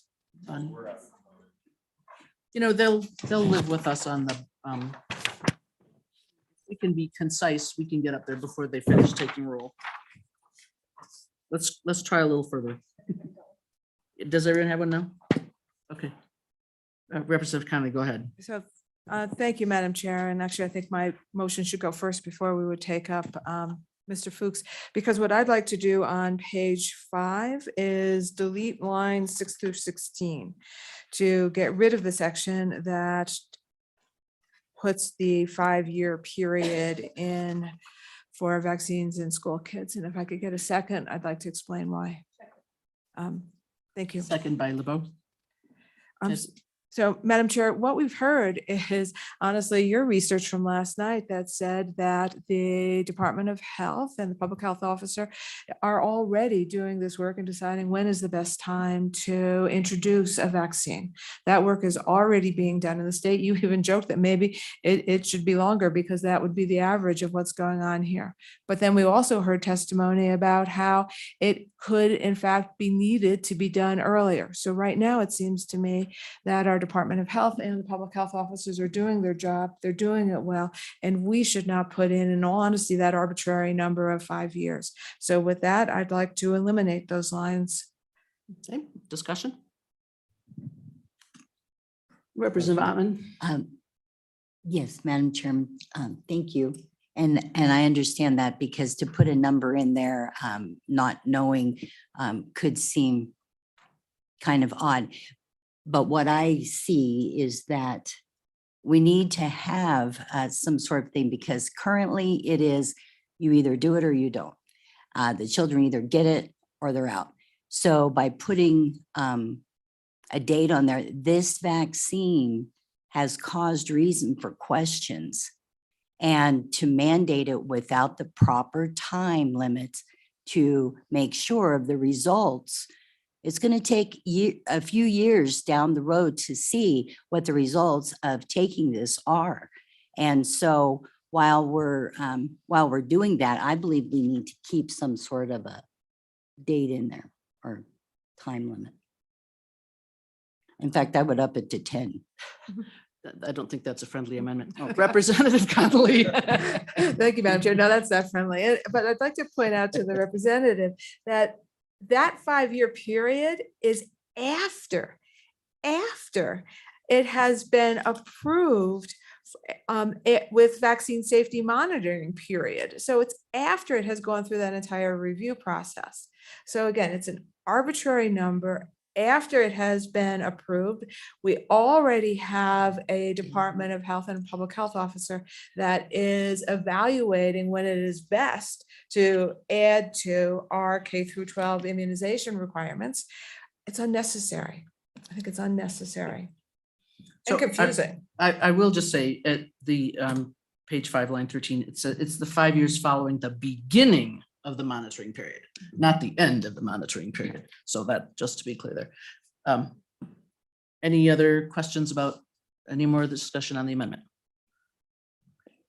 Okay, all in favor of the amendment, please raise your hand. 1, 2, 3. Okay, the amendment fails. Any more discussion on the bill? Madam Chair, I will. Representative Connolly? Madam Chair, I do understand that we have from Mr. Fuchs, but I haven't read it yet. But I'll make a motion on page 6 to eliminate lines 1 through 14. Well, actually, it would begin on page 5, line 18, and then go through. And conforming on page 1, I Yes, assume. and conforming on page Right. 1, and this eliminates the unfair labor. Is there a second? practice. Seconded by LeBeau. Any discussion? Madam Chair. Representative Okay, Connolly? Madam Chair, we heard extensive testimony about how this is first unworkable and confusing, and then an unfair, and then it is anti-business. And I won't repeat all of those very well articulated arguments at this point. Further discussion? Okay, all in favor of the amendment, please raise your hand. 1, 2, I'm sorry. Okay, Madam Chair. Representative Connolly? Okay, Madam Chair. Then what I'd like to do is go through and pick out 3 specific words in the unfair labor practice section that I think make it very difficult page 6? for employers. They're on page 6. And the language of a requirement being strictly based on federal law, I think can be very confusing legally, because then you're looking for an apples to apples in language. So my first amendment would be to remove the word strictly.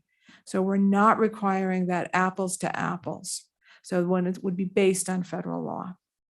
Okay, is there a second? Second by LeBeau. Any discussion? Okay, all in favor of the amendment, raise your hand. 4. Yep. You're increasing. Okay, Madam Chair, I'm going to keep on going then. Keep going. On line 6, where there's the language of undue hardship, I'd eliminate the word undue. Is there a second? Second by LeBeau. I will say that the word undue is in the EEOC and ADA, and I mean, it has been adjudicated, whether we like it or not, I don't understand, but. it Thank is you, there. Madam Chair. I'm very aware of that, and that's in part why I want to get rid of it. Okay. Any discussion? All in favor of the amendment, raise your hand. Oh, LeBeau, I haven't even finished my sentence. Oh, okay. Simon says, okay, no, I'm sorry, that one failed. Go ahead. All right, Madam Chair, then this one here, line 6, where the language is a direct threat, to eliminate the word direct. Okay, second. Second by LeBeau. And Madam Chair, with that one, I actually want to go to, and I think it was Representative Stivar's argument, when someone gets the flu, you don't know exactly where that flu came from. And so it makes sense to me that there is no obligation for the specificity of saying person X was responsible for your flu or hepatitis, but simply that it poses a threat. And our healthcare providers very specifically talked about that. So removing the word direct takes care of that need for causation from X to Y. I will say, so on page 4, our definition of reasonable accommodation includes that. Are you also wanting to amend page 4, line 20? Madam Chair, yes, if that's conforming, yes.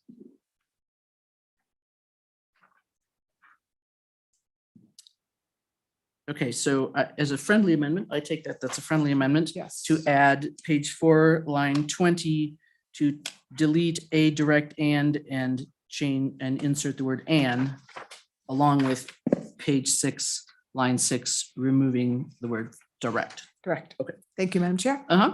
Was that okay with the seconder? Okay. Any discussion? All in favor of that amendment, raise your hand. 3. Well, there you're getting a good average. You have some things to think about on the floor eventually. Okay, any other discussion, any other amendments? Does anyone want to deal with Mr. Fuchs? Madam Chair. Representative Worf. On page 6, line 4, I would like to strike rule. I don't like the fact that we can have department heads passing rules and giving them the same. I mean, there's too much strength in a rule, and it doesn't necessarily go through Congress. And so that's one of my biggest flags in this bill is that we're saying the federal law or rule. I'm fine with saying the federal law, even though I have a little consternation there. I do believe that when you add rule, you expand that to anybody can come up with a rule and say, now we got to do that. We saw the current administration tried to use OSHA to implement some of this stuff. And I just think that it's important we strike that. So Concision. Is there a second? I Seconded by Stivar. Okay, do you want to further discuss? I'm sorry, Madam Chair, I was out of order. No, that's, I'm just trying to get us upstairs. My point, yeah. Bonnie, would you do me, or Donna, would you do me a favor and call up to Wendy Harding and tell her that we're running a little late and ask them to leave the roll open? It would be really nice to just knock this bill out one way or the other. Go ahead, Representative Worf. Well, and I think I maybe spoke out of turn, but I said that is what I believe. I think it opens the door too wide and allows other entities to bring in mandatory and mischief in my mind. So I would ask that that be removed. Is there any further discussion on this? I will say that I'm going to vote against this because the Supreme Court's rule on the CMS rule, like it or not, and I thought they ruled wrongly.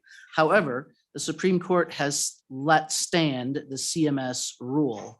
And I think if we amend out this, we are putting all our healthcare facilities at risk of not complying with CMS. And I am not willing to do that, Representative Madam Worf. Chair, I will counter that argument in the fact that I think that you've heard of the fruit of the poisonous tree, and I'm so sick and tired of the Supreme Court issuing opinions that are harmful that we have to live with. And I think the only way we're ever going to correct that is by cutting down that dang tree. And so I'm unwilling to sit back and surrender my rights to these unelected bureaucrats that impose their will on us. And I think it's our duty and obligation as representatives of citizens, our state, to stand up for the people in this state and not let their rights be trampled. So I would counter that and say that I agree with what you said. The only way we're going to correct that is by telling them we're no longer going to allow them to use rules, has to come through Congress, make it a law, or don't give us a rule.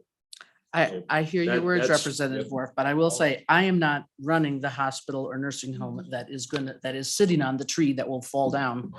Anyway, okay, we've had, I think we probably have the discussion that Representative Connolly, something brief on that. Yep, Madam Chair, this is exactly where we would be putting our business and specifically our medical businesses needing to choose between following a state law or a federal law. And then whichever one they don't, the sanctions that go along with it. That's exactly what would happen if we pass this amendment. I agree. Any more discussion on the amendment? Okay, all in favor of the amendment, raise your hand. 1, 2, 3. Okay, amendments has failed.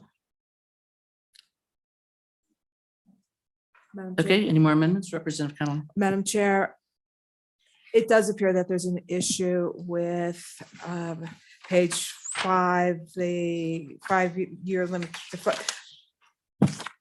with the K through 12 issue. And let's just pick option 1 from the Department of Health to use as a replacement. I think may I ask Mr. Fuchs, is it a replacement or is it to be added before page 5? Say it again. So I think it's, so option 1, it says append to page 5, line 16. So leaving my understanding is leaving the paragraph as is and then putting in the non-applicability line. Yeah, thank you.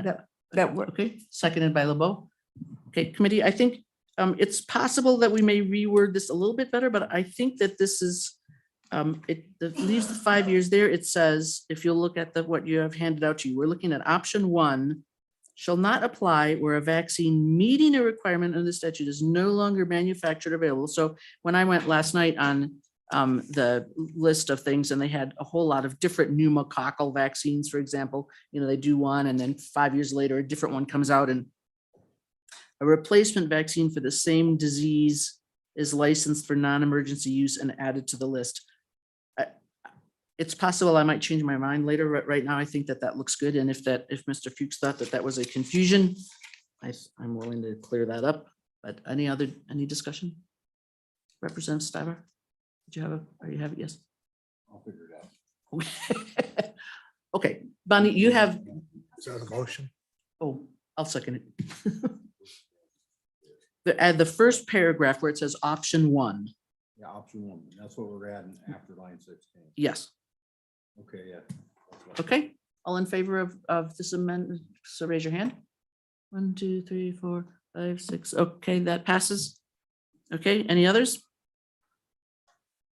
Okay, the question. question on the bill. Bonnie, please call the roll.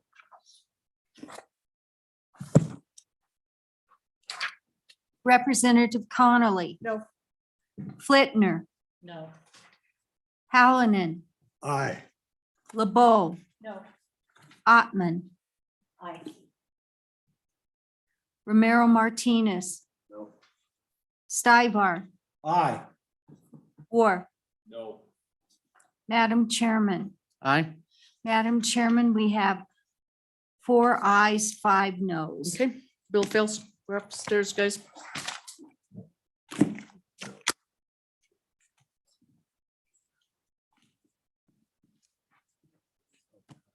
Not see that coming.